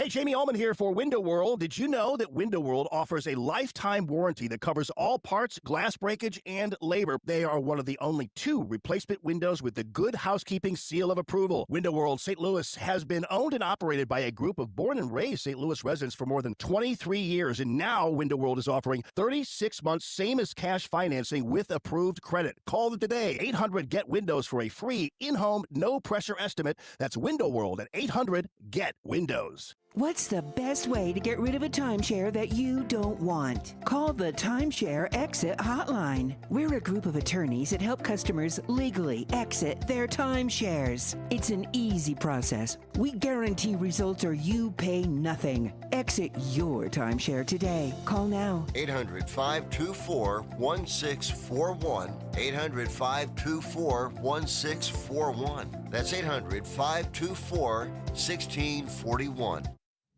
Tim Jones and Chris Arps in the afternoon. Speaking with Missouri Attorney General Catherine Hanaway. I'm particularly concerned about the products that are really aimed at kids that look like Skittles, Chips Ahoy cookies, Doritos that contain THC. So these places are selling pot, but they're also selling these other products that you can't make any argument but that they are targeted at kids. Tim Jones and Chris Arps. Weekdays at 4 on News Talk STL. KLGY HD3 Clayton, K270BW Bellefonte, KNBS Bowling Green. This is News Talk STL at 1019, 94.1, and always streaming at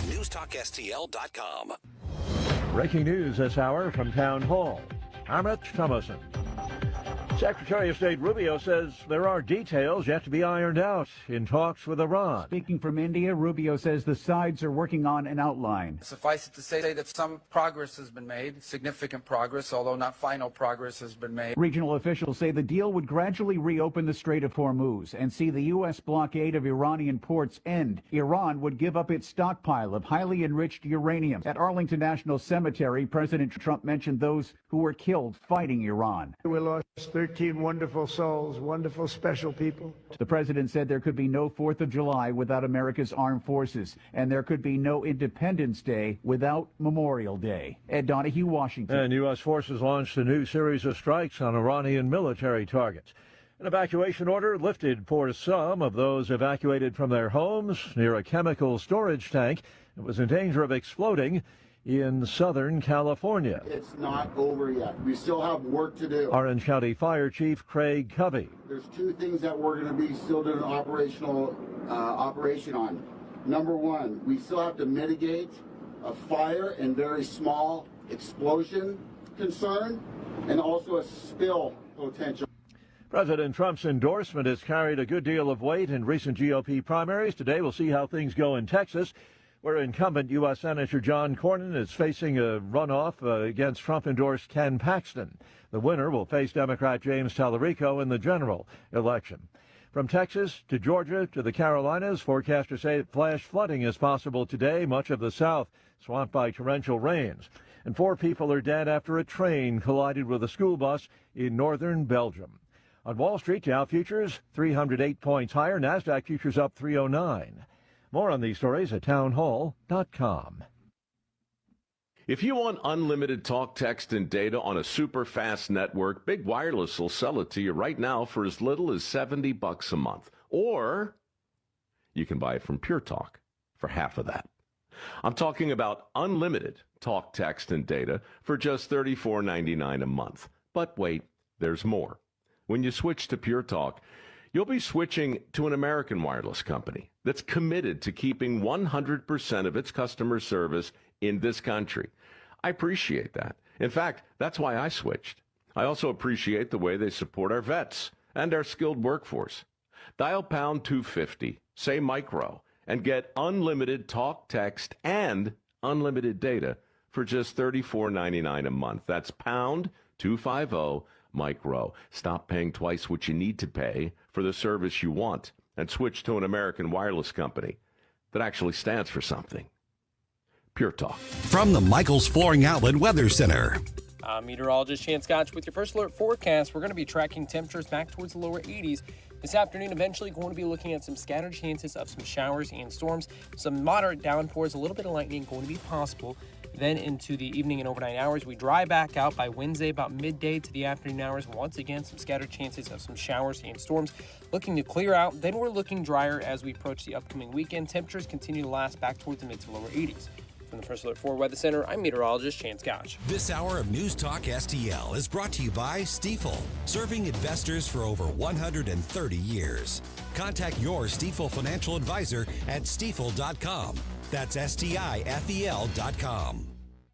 Is diabetes keeping you from enjoying life's special moments? At U.S. Med, we understand the challenges you face, and we're here to help. With U.S. Med, I can finally manage my diabetes without it managing me. U.S. Med offers a wide range of services to simplify your diabetes care. Personalized care plans, convenient access to cutting-edge diabetes tech, and knowledgeable support. Plus, we'll check your insurance so your diabetes care may be covered at little or no cost to you. With U.S. Med, I feel confident and control of my diabetes. I can finally live my life to the fullest. Don't let diabetes hold you back. Choose U.S. Med and experience better birthdays, better adventures, better anniversaries, and better everything. Call now. U.S. Med. Better service, better care. 800-515-2380.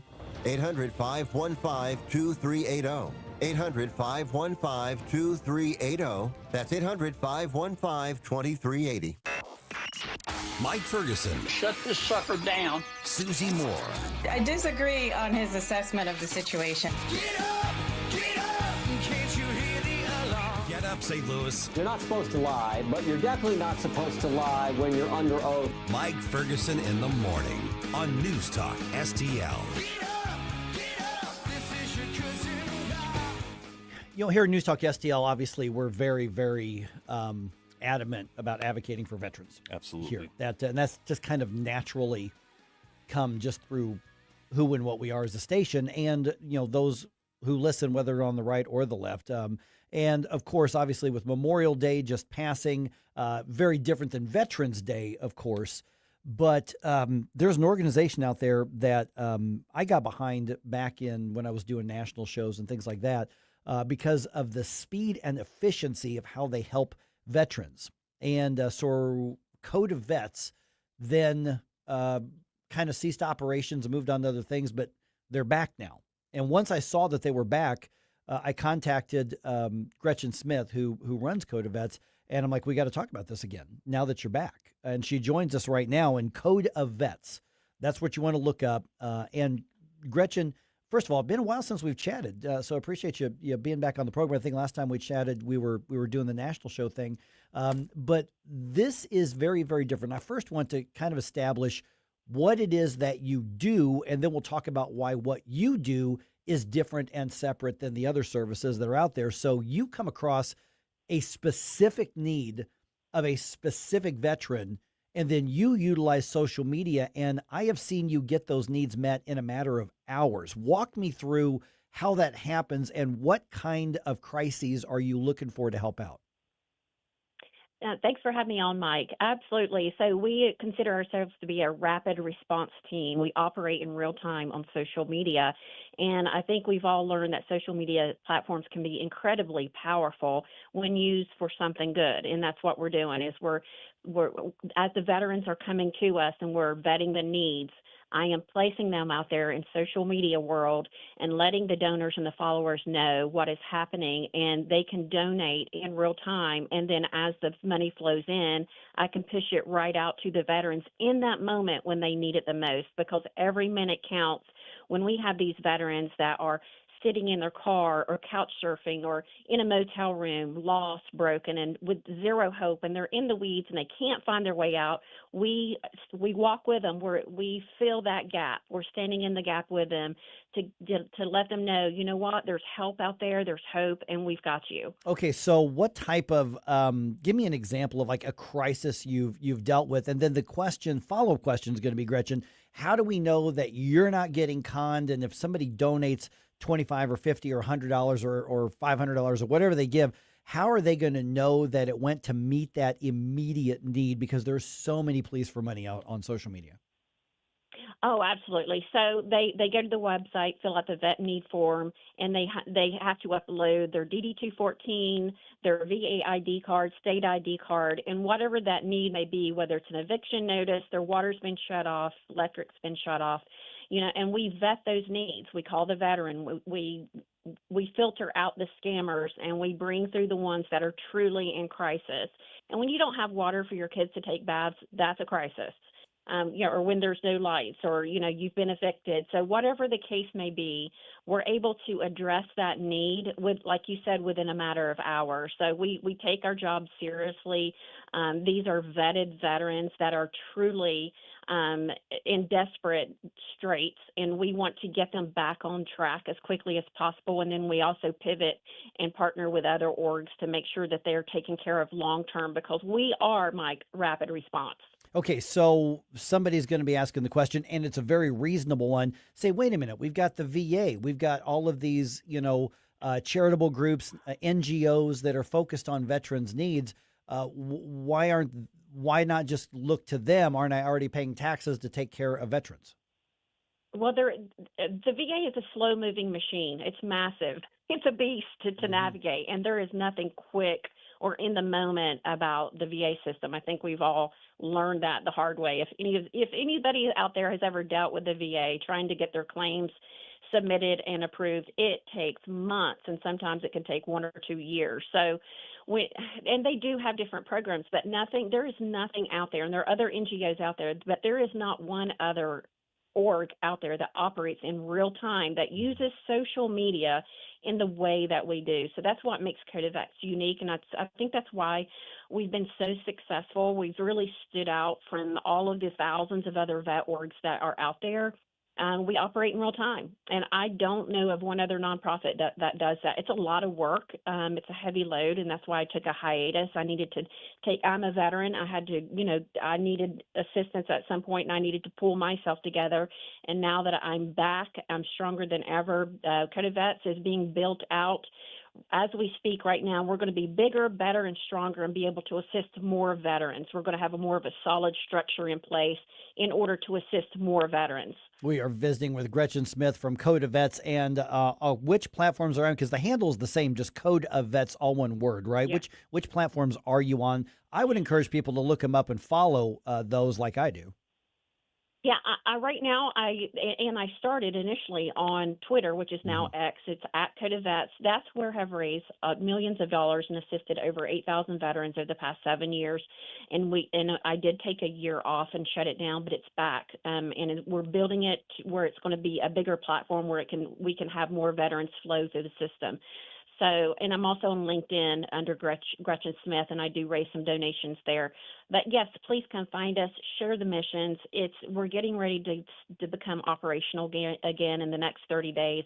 And I'm collecting donations now because the moment we open and we're ready, I want to hit the ground running because we've already got veterans lined up for help. Yeah, and this is one of those things that it's almost fascinating to watch in real time, like back before you took that hiatus, Gretchen, is you would see you put out the need and you put out the documentation. It could have been like an emergency, like a car repair so somebody can get to work or to daycare, or like you said, an eviction. I think at one point there were some medical things, all sorts of different things. But then you were giving updates and then you're showing the actual receipts, I'm certain with the veteran's permission, but you're showing the actual receipts so people know that when this need was met, that here's the proof of it, and it's out there. And I think one of those, I tracked you for like 45 minutes, and you went, I don't remember how much it was, but you went from this person's about to like lose their home because they lost their job or whatever the case was, to, okay, we got them restored, they're good for the next month, and now they've been connected with these other social services. It was like 45 minutes. It was unreal. Yeah, it's absolutely mind-blowing, the power behind social media platforms. So that's, and I've learned how to harness that. And we can literally secure a vet and give them hope and let them know that they're not walking this path alone within a matter of an hour or 2 hours, depending on what the need is. And if they do have an eviction notice and they need 2 or 3 months back rent, which is $4,000 or $6,000, there are times when I've been able to send that to a veteran that same day, like 6 hours later, that donors respond to that. So when you put the mission out and then you provide updates and then you screenshot what the funds that I send so that people can see where their money has gone throughout that day, it is motivating and it makes you feel good. It just fills your cup that day. You know you've done something good and you've changed a life and you've given them that hope and that motivation to keep moving forward. Gretchen, what does the veteran have to show you to qualify to be one of those that you say, yes, we're on it, we're taking this up? Because there tragically are some people who simply put themselves in positions to where they're not going to make the changes that are needed later. Do you look to screen and say who's legit? And we do screen. Yeah. So what are some of the ways you do that? Well, we absolutely screen our vets. We have to, because there are some that are looking for a hand out, and we do not do that. We give a hand up. So if that veteran is motivated and they're either they have a job or they're actively looking for a job, and if they're in between jobs, what we try to do is help them set up to go back and train and use their GI Bill if they've never used it. So we'll assist them in applying for that, and whatever it is, a trade school or just use that GI Bill because it will cover your rent and give you that cushion to be able to live while you're trying to redirect your life. So we don't just hand out money. We're making sure that they have a path forward out of whatever situation they have found themselves in. And yes, we absolutely require documentation for everything that we do for our veterans, because they're not everybody's a good person, even in the veteran community. We all know that, Mike. So we try to weed out those scammers and the ones who are not going to put forth any effort in their life. We have phone calls with them, and if they happen to be homeless, we will speak to their homeless case manager if they have one, or if they're being evicted, we'll call the landlord and confirm it. So yes, we screen it, we vet it, we make sure that it is a true mission, that when the donors are giving, they're giving to a real cause. And Gretchen, what brought you to this? You've told your story before, and you and I have talked about it over the past years. But what is it that put you in the position to say, this is what I'm going to do with my vocation? Which, by the way, just so people know, when you did this before, your overhead was like ridiculously low. It was single digits. It was crazy. Yes. So, this is about my dad. It's a very personal journey. It's a passion for me. It's a ministry. It's a calling. My dad lost his battle with PTSD. He was a combat veteran in the Vietnam War, and he never got the help that he needed. And I wasn't able to save Dad. I tried, but I just used his journey and his story and his life, and I didn't want it to go in vain. And I wanted to do something to make my dad proud of me, to know that I loved him and I honored his service. And so I started CodaVets on a whim. It wasn't. I didn't have a business plan. I didn't know what it was going to be. I just got out there and started talking about his story and his journey as a daughter, but as a veteran as well. And the veterans just started coming to the platform, sharing their stories and eventually their needs. So it organically evolved into this nonprofit that's become hugely successful. I've raised millions of dollars and assisted over 8,000 veterans, and I intend on. I've set the bar high. Stepped away for a year. I experienced a divorce and had to pull myself together by the bootstraps and create a new life. So, I'm just out there. I want to help these veterans. It's my passion. And again, Dad's with me every step of the way. All right, and you're saying you get all set up next 30 days or so. This is going to be an actual full-on nonprofit, with receipts 100%. And all that kind of stuff. So somebody donates. Oh, yeah. I mean, if they make a donation, is this something they can write off on their taxes at the end of the year? Oh, absolutely. Okay. It will be a 501c3. We're getting the EIN number as we speak in the next week or two. It's going to be operational within the next 30 days. And it's just so exciting to get back out there and do this, Mike. It truly is a passion. And there's so many veterans who need our support and help. And it's such an honor to be able to do this. I'm looking forward to it. And, this time around, I'm going to try to keep our operational costs under 15%. First time around, I did 2%, which almost killed me. It's just, I wore so many hats. It was brutal. Yeah. I was running everything. So my goal is to keep it between 10 and 15%. And I have to have paid staff. Because that's one of the reasons I had to step away. It became so successful. It was really overwhelming for me. So now it's going to be much more structured, and I'm going to be able to assist more veterans with the way we're setting it up. This time we have a business plan, an operational plan, a marketing plan. So we have all these things set in place to make it successful. Okay, so the best place to get started, I would encourage people to check it out for themselves. Website, obviously, CodaVets on Twitter, probably other platforms, but the website's just CodaVets.com, right? Yeah, yes. All right, Gretchen Smith, thanks so much, and you will be hearing from me from time to time. Thank you, Mike. I appreciate it. All right. Okay. At least the August ballot is set in Missouri. All right. We're going to be deciding several ballot questions, including two of the great big ones for 2026. So at 8:20, what we're going to do is we're going to go down what we're going to be voting on in August and explain to you what they are and what they are not. You can agree or disagree with the ballot questions, but at least you're going to know what it is.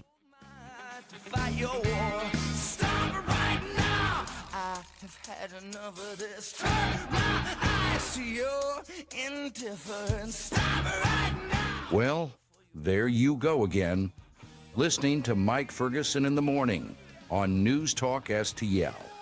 Get up in case you hear the alarm. Sometimes when it comes to sprucing up your home or just freshening up or just adding the value, sometimes it can be as simple as, you got to get that new roof on there. Maybe you got to get some new shingles. Maybe you got to get some new, paint or something like that. But how about this? How about something to take your house and your home into that retreat?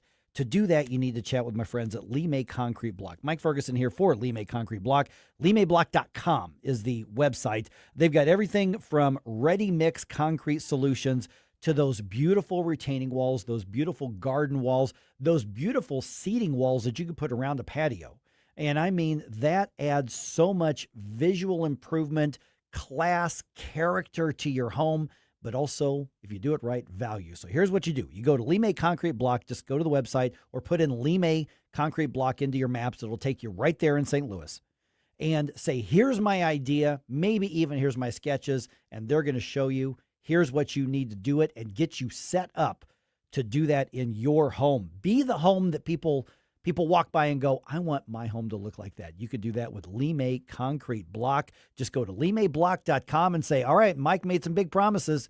Tell me what you can do for me and put them to the test. Life's legal challenges deserve experienced representation. For over 15 years, Cole Combs Attorney at Law has been serving St. Charles and surrounding counties with comprehensive legal expertise. From tax preparation and estate planning to family law and criminal defense, Cole delivers personalized solutions for your unique situation. You have traffic tickets, need a business formation, real estate matters, one call will handle it all. Cole O. Combs Attorney at Law. Call 636-949-0010 extension 3 today or visit colecombs-law.com. What's the best way to get rid of a timeshare that you don't want? Call the Timeshare Exit Hotline. We're a group of attorneys that help customers legally exit their timeshares. It's an easy process. We guarantee results or you pay nothing. Exit your timeshare today. Call now. 800-524-1641. 800-524-1641. That's 800-524-1641. If you have a phone, you have a radio. Download the all-new News Talk STL app. Love the all-new app. And listen anytime, anywhere.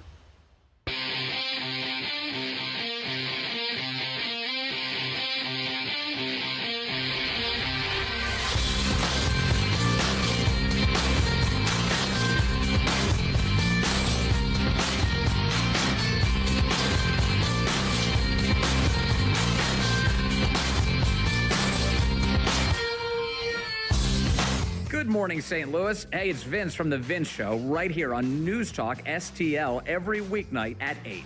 Right now, it's back to Mike Ferguson on 101.9 and 94.1 News Talk STL.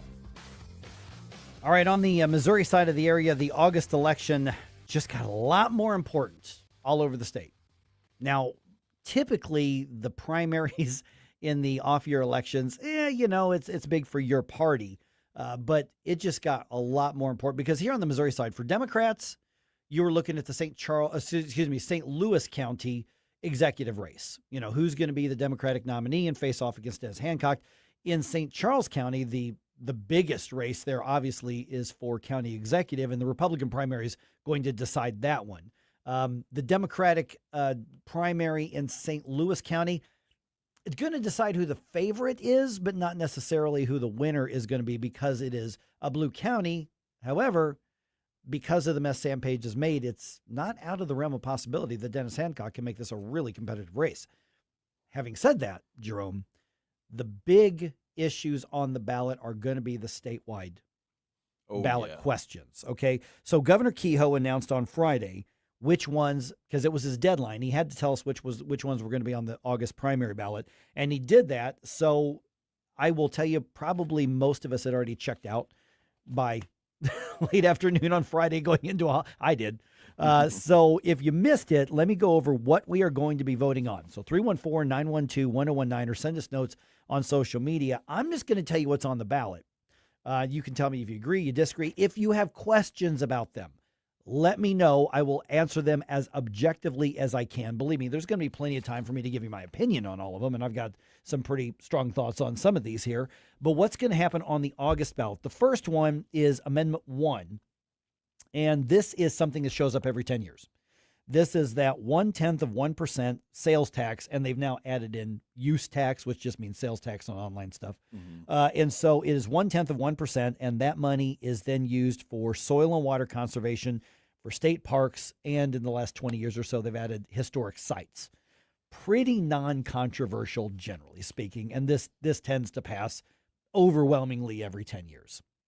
Yeah, I'm very much vocally outspoken against taxes, but I think soil content and preserving our natural beauty of our historic sites is something we should all be able to get on board with. Yeah, this one's, you're not going to hear a lot about Amendment 1 just because it passes so easily every time. Somebody will do a little bit of something, but it's pretty non-controversial for the most part on this. All right, Amendment 2. Again, these are going to be on the August ballot. So I don't know that anybody around here is directly going to feel a change or an impact on this. This is really targeted more at Jackson County than it is anything else. And so it's a little bit wonky, but here's what you're going to be asked to decide. If approved by voters, what will happen then is that all charter counties, including Jackson County, which is, as you know, where Kansas City is, it will require all charter counties to elect a county assessor. And the question came up earlier, like, wait a minute, they don't have assessors? Well, they do. They just may not be elected. So sometimes it could be appointed or there's a board or whatever they do. Because remember, a county charter is basically the county constitution. And if you become a charter county, if you vote to become a charter county and you meet the requirements by the state, then you can basically write your own local governing document as long as it doesn't violate state law or the state constitution. And this would be changing the rules that the state puts on charter counties. Okay, is that clear as mud now? Is that wonky enough? So I will be really honest. I don't personally have a real strong opinion on this one way or the other, but that's what's going to be voted on. Okay, now let's talk about the big ones. Yes. All right. Amendment number 4. This is the initiative petition reform. This is the IP reform that we have been debating for years now. So here's what will happen. If we say yes to Amendment 4, that means that if somebody puts an initiative petition referendum on the ballot to change the state constitution, this is only referring to constitutional amendments. If you put a referendum on the ballot just to change a law or to create a law or to void out a law, it's just 50% plus 1 is normal. That does not change at all. The only thing that would change is if we're talking about a constitutional amendment that comes to the ballot by initiative petition. So, for instance, the last several years, we've had the marijuana industry say, we want to write our own set of regulations and laws. So they've invested tens of millions of dollars into, getting the matter on the ballot, the legal battles that went with it, and then paid for the campaign. Voters said yes. And so basically the marijuana industry wrote their own, literally part of the state constitution. More recently, the casinos and the online sports books, they did the same thing with gambling. Now, listen, I'm pretty small libertarian. You want to gamble, you want to smoke pot, I don't care. I don't think that you should be special interests should be writing their own pieces of our Constitution. Oh, agreed. Yeah. So here's what's at stake here. If you pass Amendment 4, here's what changes. The threshold to approve a new constitutional amendment is still 50% plus 1 vote. That doesn't change. But what does change is that in every single congressional district, you still have to get 50% plus 1 votes.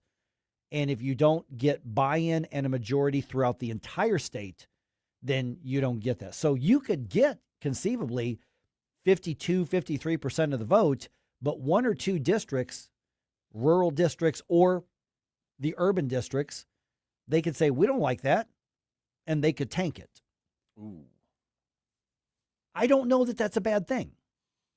I do think it is more fair overall because there is a population density is a thing, and it's not necessarily fair to everybody to have the most dense population say, well, we have 50% plus 1 versus if you give every area, say, hey, our little community here, we are also 51% plus 1, then you have more communities coming together to say, yes, we want this. Well, there are things that would be of great interest to St. Louis and or Kansas City that would be detrimental to rural areas and vice versa. Oh, yes. And so if we're talking about a constitutional amendment, I think there should be a higher threshold. Yes. So this is a pretty tame increase in that threshold. I think you should have to get more than 50% plus one to pass something to change the state constitution, but they're leaving it at 50% plus one. You just have to have buy-in from the entire state to change the state constitution. I like that. So that's what you're voting on there. And then there's Amendment 5. Okay, so Amendment 5 here, this is the income tax repeal.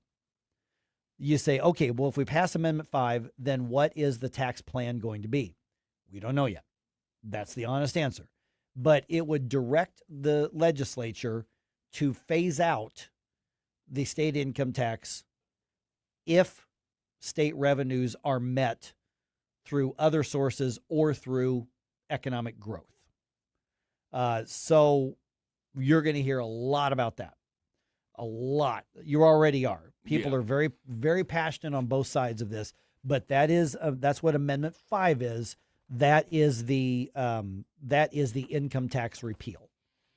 Yeah, and the opponents are already calling it the tax everything proposal. And they're like, well, I had somebody say that, well, the majority of Missourians already don't pay income tax. No, it's more of a rebate. If you get a tax refund, you still paid the taxes. You just overpaid and you get a little bit of that back now. So I think that this would actually, if we get rid of the income tax, I think we'll see a lot more spending power from native Missourians that are actually working in the state. Yeah, and it's somebody said, well, does that mean we're going to increase sales taxes? Well, maybe not the tax rate, but there most likely will be things that aren't subject to sales taxes now that will have to pay sales taxes like the other things on there.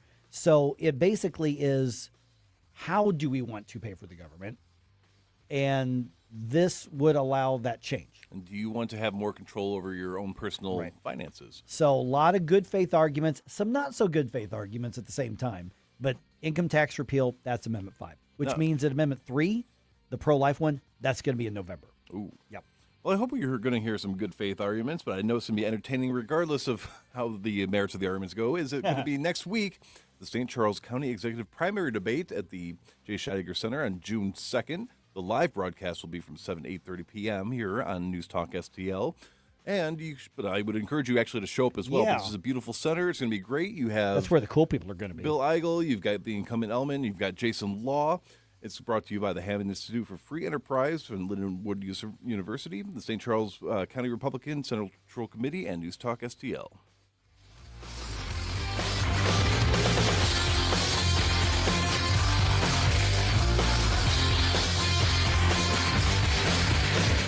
From the Michaels Flooring Outlet Weather Center. I'm meteorologist Chance Scotch with your first alert forecast. We're going to be tracking temperatures back towards the lower 80s. This afternoon, eventually going to be looking at some scattered chances of some showers and storms. Some moderate downpours, a little bit of lightning going to be possible. Then into the evening and overnight hours, we dry back out by Wednesday about midday to the afternoon hours. Once again, some scattered chances of some showers and storms looking to clear out. Then we're looking drier as we approach the upcoming weekend. Temperatures continue to last back towards the mid to lower 80s. From the First Alert 4 Weather Center, I'm meteorologist Chance Scotch. Fox News commentary with Brian Kilmeade next. You're probably listening to this in your car, so let me ask you, would you drive without insurance? Of course not. So why is your retirement portfolio unprotected? Gold is portfolio insurance. It helps de-risk your savings when markets get unpredictable. Noble Gold Investments has helped thousands of Americans do exactly that, with no high-pressure sales and thousands of 5-star reviews. Visit noblegoldinvestments.com. That's noblegoldinvestments.com. Past performance may not be indicative of future results. Investing in precious metals involves risk. Consult with your tax or financial professional before making any investment decisions. It's Brian Kilmeade on Spencer Pratt running to be LA's next mayor. So this will be the biggest story in the country if you can overturn Los Angeles and get an independent running. And then the thing would be having success. Start making things better. He said, look, if I do not win, I'm going to Texas with everybody else. I'm not going to raise my kids here. But my hope is I win and I make things better. And that would be key. Now, a lot of people saying what he says is a lot of the homeless need forced rehab, and there might be some legal issues with that. Good. Get a lawyer and get some city lawyers and figure out how to do it. And then you first get volunteers to go in there and see them get better, and maybe some ex-meth addicts go out in the stump with him and talk about Karen Bass's way is get the meth addicts new teeth so they can interview for a job. He's saying get them rehab so they can get off the streets. For more commentary like this, go to foxnewspodcast.com. Hey, this is Chris Arps. If you enjoy a good cigar like I do, check out Dorset Cigar at 11396 Dorset Road in Maryland Heights. They'll help you find the perfect smoke, and they have a fantastic premium selection. Mention promo code NewsTalkSTL for 7% off. Visit DorsetCigar.com. News Talk STL is proud to have Doug Voss of Safe Bunny Radio as part of our lineup each week. Doug has been a staple on the St. Louis radio airways for many years as one of the leading financial experts in the area. You can now hear Doug and Safe Bunny Radio every weekend on News Talk STL. But in case you miss anything, you can check it all out at DougVossSafeBunnyRadio.com. What else do our listeners need to know, Doug? Simply put, I focus on helping pre-retirees and retirees build, preserve, and protect retirement assets, and I've been helping my clients solve their insurance and financial needs for the past 33 years. I also strive to educate my clients on how to prepare for retirement, minimize the impact of market volatility on their assets, and deal with the challenges of increased longevity. Call me today at 844-676-SAFE. That's 844-676-7233. Doug Voss is a registered representative. Securities offered through DHL Securities, LLLP. Member FINRA and SIPC. Uh-oh, Brad's buzzed. Oh, yeah? Yeah, he's starting with the woots. Good thing is, he knows when he's buzzed. Know your buzzed warning signs? Call for a ride when it's time to go home. Buzz driving is drunk driving. A message from NHTSA and the Ad Council. Whether at home or at work, you're mobile. So when you're mobile, stay mobile. Keep St. Louis's home for conservative talk with you wherever you go. Download the News Talk STL app in the App Store or at newstalkstl.com.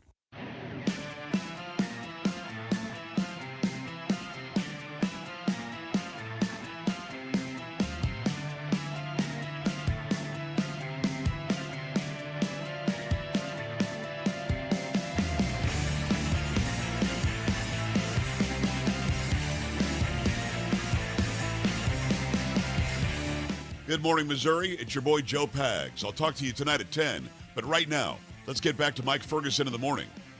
Okay, so why don't we see more people outraged about the billions of dollars in fraud and just the outright theft of your tax dollars? We were talking earlier about fraud and theft on small scale and large scale, everything from, swiping your debit card info to what's happening in Minnesota and in California, which I think we're still just scratching the surface of what's happening in California. Obviously, right here in Illinois, right across the river from where we are right now, we've got an emerging set of news stories about the fraud and stuff there that's probably going to rival Minnesota, if not surpass it. Yeah, that's been on my mind lately. It's incredible about how little outrage there seems to be about being taken advantage of like this. Yeah, well, one of the reasons more people aren't outraged is because they still don't know about it. Oh. Now, you would think, how is that possible? It's everywhere. Well, it's everywhere if you're tuned into conservative media, but it's not everywhere if you're tuned in to only mainstream media. Matter of fact, our friends at the Media Research Center have been tracking this, and we're now joined by Michael Morris from MRC. And some of what you all found, Michael, it's kind of mind-boggling because those of us who try to get a very diverse set of news sources, we know this is going on, but you track the coverage of the fraud, and I think people would be stunned to know how little it's actually been covered on some of the biggest media outlets in the country. Yeah, absolutely right. And thank you for having me on the program. It's truly astounding how little this information is getting out. We here at the Media Research Center's Free Speech America division, we actually monitor the tech giants that are aggregating news and information. What am I talking about? I'm talking about Google News. Over 99% of Americans have either an iPhone or an Apple phone, an Android or a Google phone, and pre-downloaded on both of those devices is either Apple News or Google News. We're talking about Google News here. And what we found throughout the month of April, Google News was actually going to bat for Democrats as the midterm elections approach. And what they did is they actually provided 0 articles on 3 major fraud scandals: the SPLC indictment, Southern Poverty Law Center, Florida Democratic representative who resigned amidst the fraud findings from the House Ethics Committee, and then the FBI raids on child care centers in Minnesota. Completely blanked it out during the month of April. Yeah, and these are absolutely massive as far as literally we're into billions of dollars on this. And so what's their argument, Michael? Is that, well, it got filtered out, or, we're updating the algorithms? I mean, is there even an acknowledgement of overt bias on one of these gatekeepers? Because guys, my age, and we grew up, I'm in my, early 50s. I grew up, with network news, and then CNN, and then Fox, and then Newsmax, and then, that sort of thing. But we're talking about the gatekeeper for what gets to a lot of those news sources, not to mention the social media feeds. Absolutely right. And look here at the Media Research Center, we look at the top 20 morning stories. We did so in the month of April. And, like I said, 0 articles on these 3 major scandals. Again, that was SPLC, McCormick down in Florida, who, by the way, is running again for elected office, and then the FBI raids in Minnesota. And, Americans, 86% of them have said they at least sometimes get news and information on digital devices. And again, that's your cell phone. That's a tablet. That's your computer.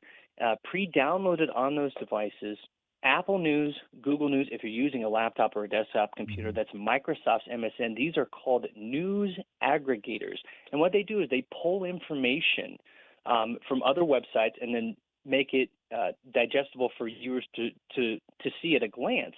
Google News, however, has been doing this for quite some time. I'm old enough to remember back when Donald Trump was elected the first time, when Google executives were boo-hooing about his election in an all-hands meeting, and then shortly after that video was leaked, Google apparently removed the "Don't be evil" motto from its from its code of conduct. Apparently, doing a little evil is okay with Google now, and it looks like they're doing exactly that by keeping news and information from the American public. Okay, so we talk about the aggregators, Michael. I mean, is this a chicken and egg thing? Because, they're sourcing from other websites to go through, basically get put out there.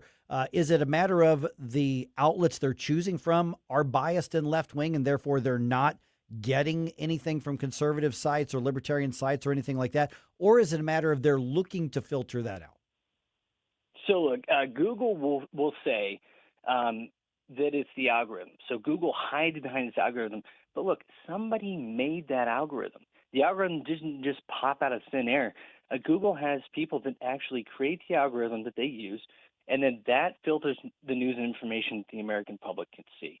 And so, and what's astounding here, truly astounding, is that during the month, even if you're not talking about these 3 scandals that I mentioned earlier, you're just looking at the broad-based news coverage that Google News actually shows the American public. During the morning editions, this is the top 20 stories every morning during the month of April, Google suppressed the right and promoted the left. Only 15 out of 519 all sides rated outlets, 15, that's 3%, came from right-leaning outlets. 361 out of 519, that's 70%, came from left-leaning outlets. The suppression of right-leaning information is astounding. Michael, what do we do about it? I mean, obviously most people who are watching or listening to us right now are, they're already tuned into conservative sites. They're listening to shows or watching shows like this. They're looking at Red State. They're probably going to Newsmax and Fox and all the others. And I suspect, they're going to some of the mainstream sites as well. But is there anything we can do to either change the algorithm or create a demand in the market to make these gatekeepers reflect the rest of the viewpoints better? Look, that's an excellent question, and you hit the nail on the head. Conservatives are smart, and so they go directly to the source for information. The conservative ecosystem is doing fantastic despite this suppression, and it's truly incredible. But what's concerning here is the people in the middle.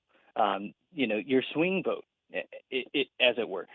These folks may be passively ingesting news and information from the aggregators that is clearly biased. And so what we need to do is Congress should be pushing for transparency. Okay, so that Google can't hide behind its algorithm anymore. If it's going to push leftist sources, then it should have to say, hey, by the way, viewer, we're pushing predominantly leftist sources. And then what about from enforcement side? FTC has actually sent a letter to Apple News, and it's put Apple News on notice, but it also puts the other aggregators on notice as well, that aggregators, if you're going to put this information out and you're going to pretend that you're just providing news and information and you're not being biased, well, then there may be a potential fraud issue here. There may be misinformation being spread. This may be an issue with the American public. Producer Jerome chiming in. Thank you again for joining us this morning, Michael.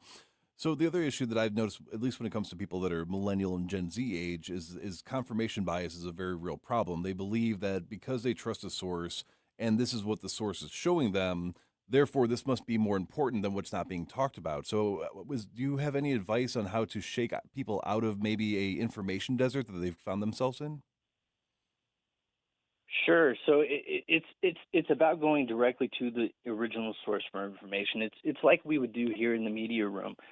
You don't rely on other sources for information. You go directly to the source. So if the original source is a government entity, then you go to that source directly, so you don't have to read spin from other outlets. You can get it from the original source. Got it. All right, Michael Morris from Media Research Center. Of course, we use your material as often as we possibly can. What's the way to be in touch? We've already tagged you on our social media, just one of the websites. What's the best way to do it? Because if we're not tracking the bias, then it's really hard to get those swing voters the information that they're going to need, whether they're going to vote with us or not. If they digest everything and disagree with me, that's one thing. It's when they're being denied the information that things get rigged, as opposed to we win or lose. Yeah, absolutely right. You can check us out at mrc.org. Again, that's mrc.org. For the information that we do on tech giants, it's mrcfreespeechamerica.org, mrcfreespeechamerica.org. Thank you so much for having me on the show. You got it. Good talk to you, Michael. Thanks so much. Bye-bye. Okay, the conversations that we are having here, you can go back and either revisit or you can share them with people who need to hear them. For instance, that one right there with Michael Morris, that's going to be up on our podcast. Just look up Mike Ferguson in the morning on News Talk STL. Subscribe. That's the best way to do it. We got a lot of people reacting to that conversation with Gretchen Smith from Code of Vets. That's going to be posted as a podcast here. That should not be anything partisan whatsoever. Now, I happen to know Gretchen's conservative, but that's not what they do, Code of Vets. They don't care how the veteran votes. They just help the veterans. When that gets posted, please go and share that and tag Code of Vets and us as well. That's something everybody should be able to agree on.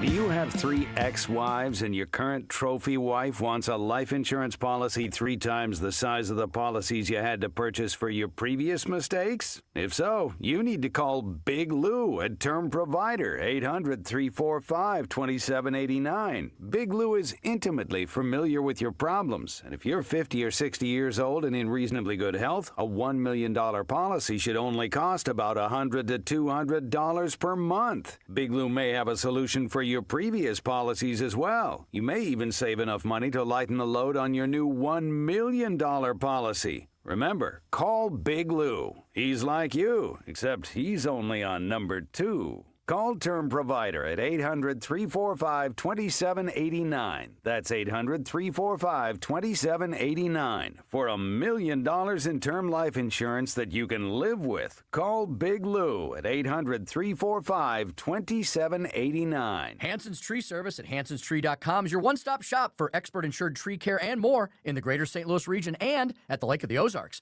Visit hansonstree.com for 24/7 emergency tree care, grinding and land clearing, awesome organic mulch, green resource recycling, and more. Tim Jones here to tell you that whether you're dealing with old man winter at your home or business in the St. Louis region or preparing your lake home for spring, call Hanson's to help you out. No job too big or too small. Mention News Talk STL. Receive 10% off all tree care services. hansonstree.com, hansonstree.com. Colombo and Company. Join us every day for conversations with a wide variety of guests as we keep you informed and up to speed on all the important news and headlines you need to know. Live and local weekdays at 2 on News Talk STL.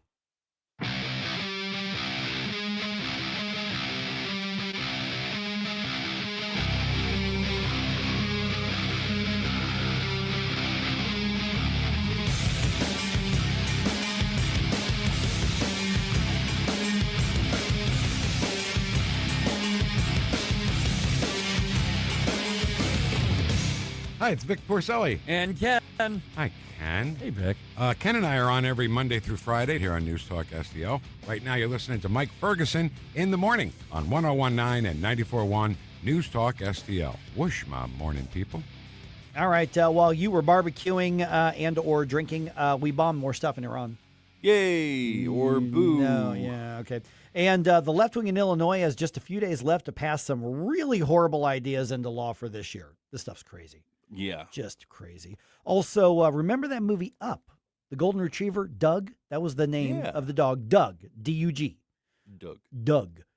He's the one that had the collar that when he barked, it like supposedly said what he was thinking. The Duggo. Yeah. Yes, like squirrel, you know, that kind of stuff. Okay, so a company is claiming to have made that tech a reality.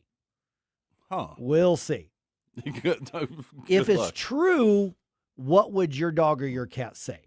Send me those thoughts here as well in the last 8 minutes that we have here. All right, it's 8:50 right now. Let's go ahead and do another news dump. The Morning News Dump, brought to you by Lee May Concrete and Block. The Morning News Dump. Are you joking? Is this a joke? Listen, folks. The Morning News Dump. All right, U.S. strikes resumed on Monday. Military officials say Iranian missile launch sites in the southern part of the country were hit.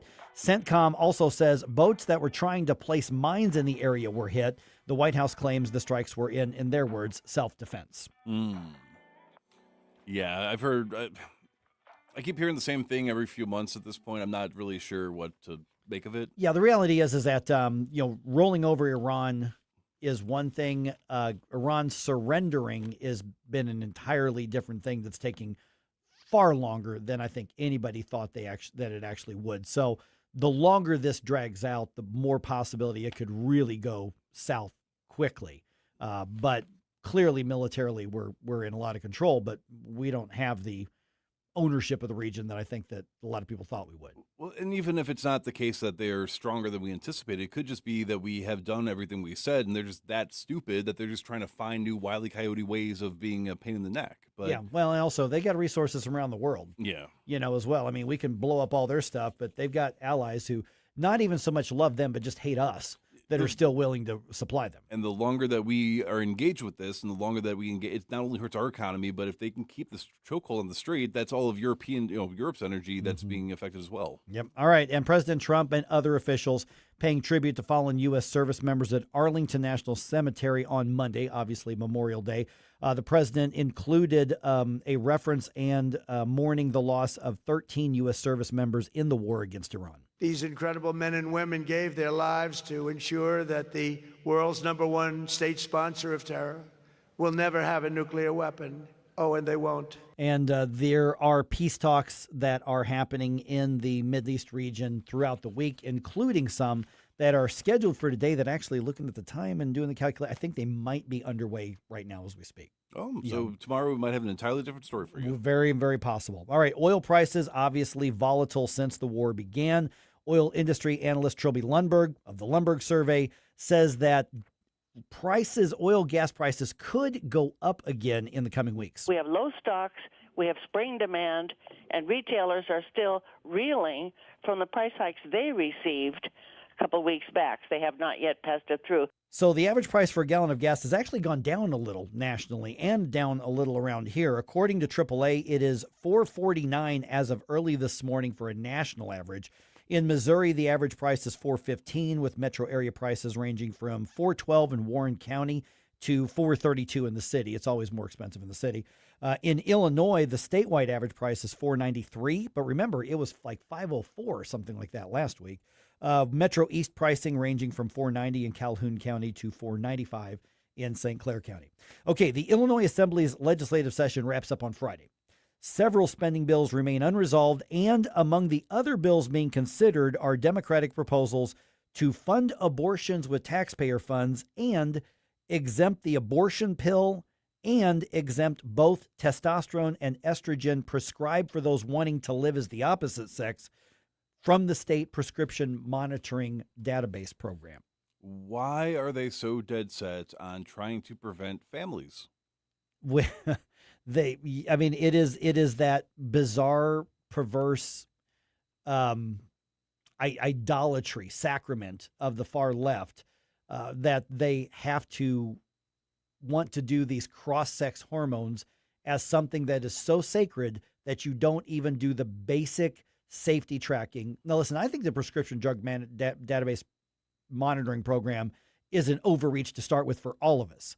But you go buy cough syrup, they track you. You buy allergy meds, they track you. But you want to get an abortion pill? You want to get you want to give a 13-year-old girl testosterone or a 13-year-old boy estrogen? They want that completely off the books. It's absolutely insidious. Literally insane. Yeah. All right. Let's see here. We already talked about all of the statewide referendums on there, so you can keep track of those. Let's go to what's happening in Texas. This is the big election day for the Texas runoff, the Republican runoff. John Cornyn trying to hold on to a seat, being challenged by Attorney General Ken Paxton. The president actually endorsing Attorney General Ken Paxton. John Cornyn was asked about that on Sunday Night in America on Fox News. I've voted with him 99.3% of the time. I am an ally of the president. So unlike some of the other endorsements, this really isn't about me, I don't believe, but that's what the president decided to do. Okay, so Ken Paxton was on Fox and Friends this weekend, and here was his thoughts on that. He's been in office since I was in college, and I'm 63. So 42 years in office, I've been asking every voter, whether it's one voter or thousands, what has John accomplished that's good for the state of Texas or the country? And you know what? No one's ever had an answer. Okay, this is the big race today.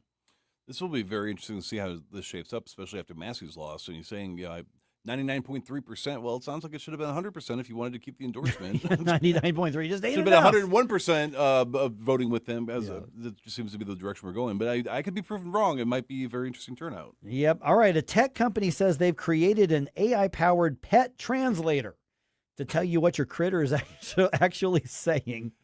Oh, man. China-based Meng Xiaohui is, I don't know if I said that right, but I don't care. They're in China. They can't do anything. Close enough. Yeah. They're selling the pet translator for about $118. It's a collar, and they already have over 10,000 pre-orders.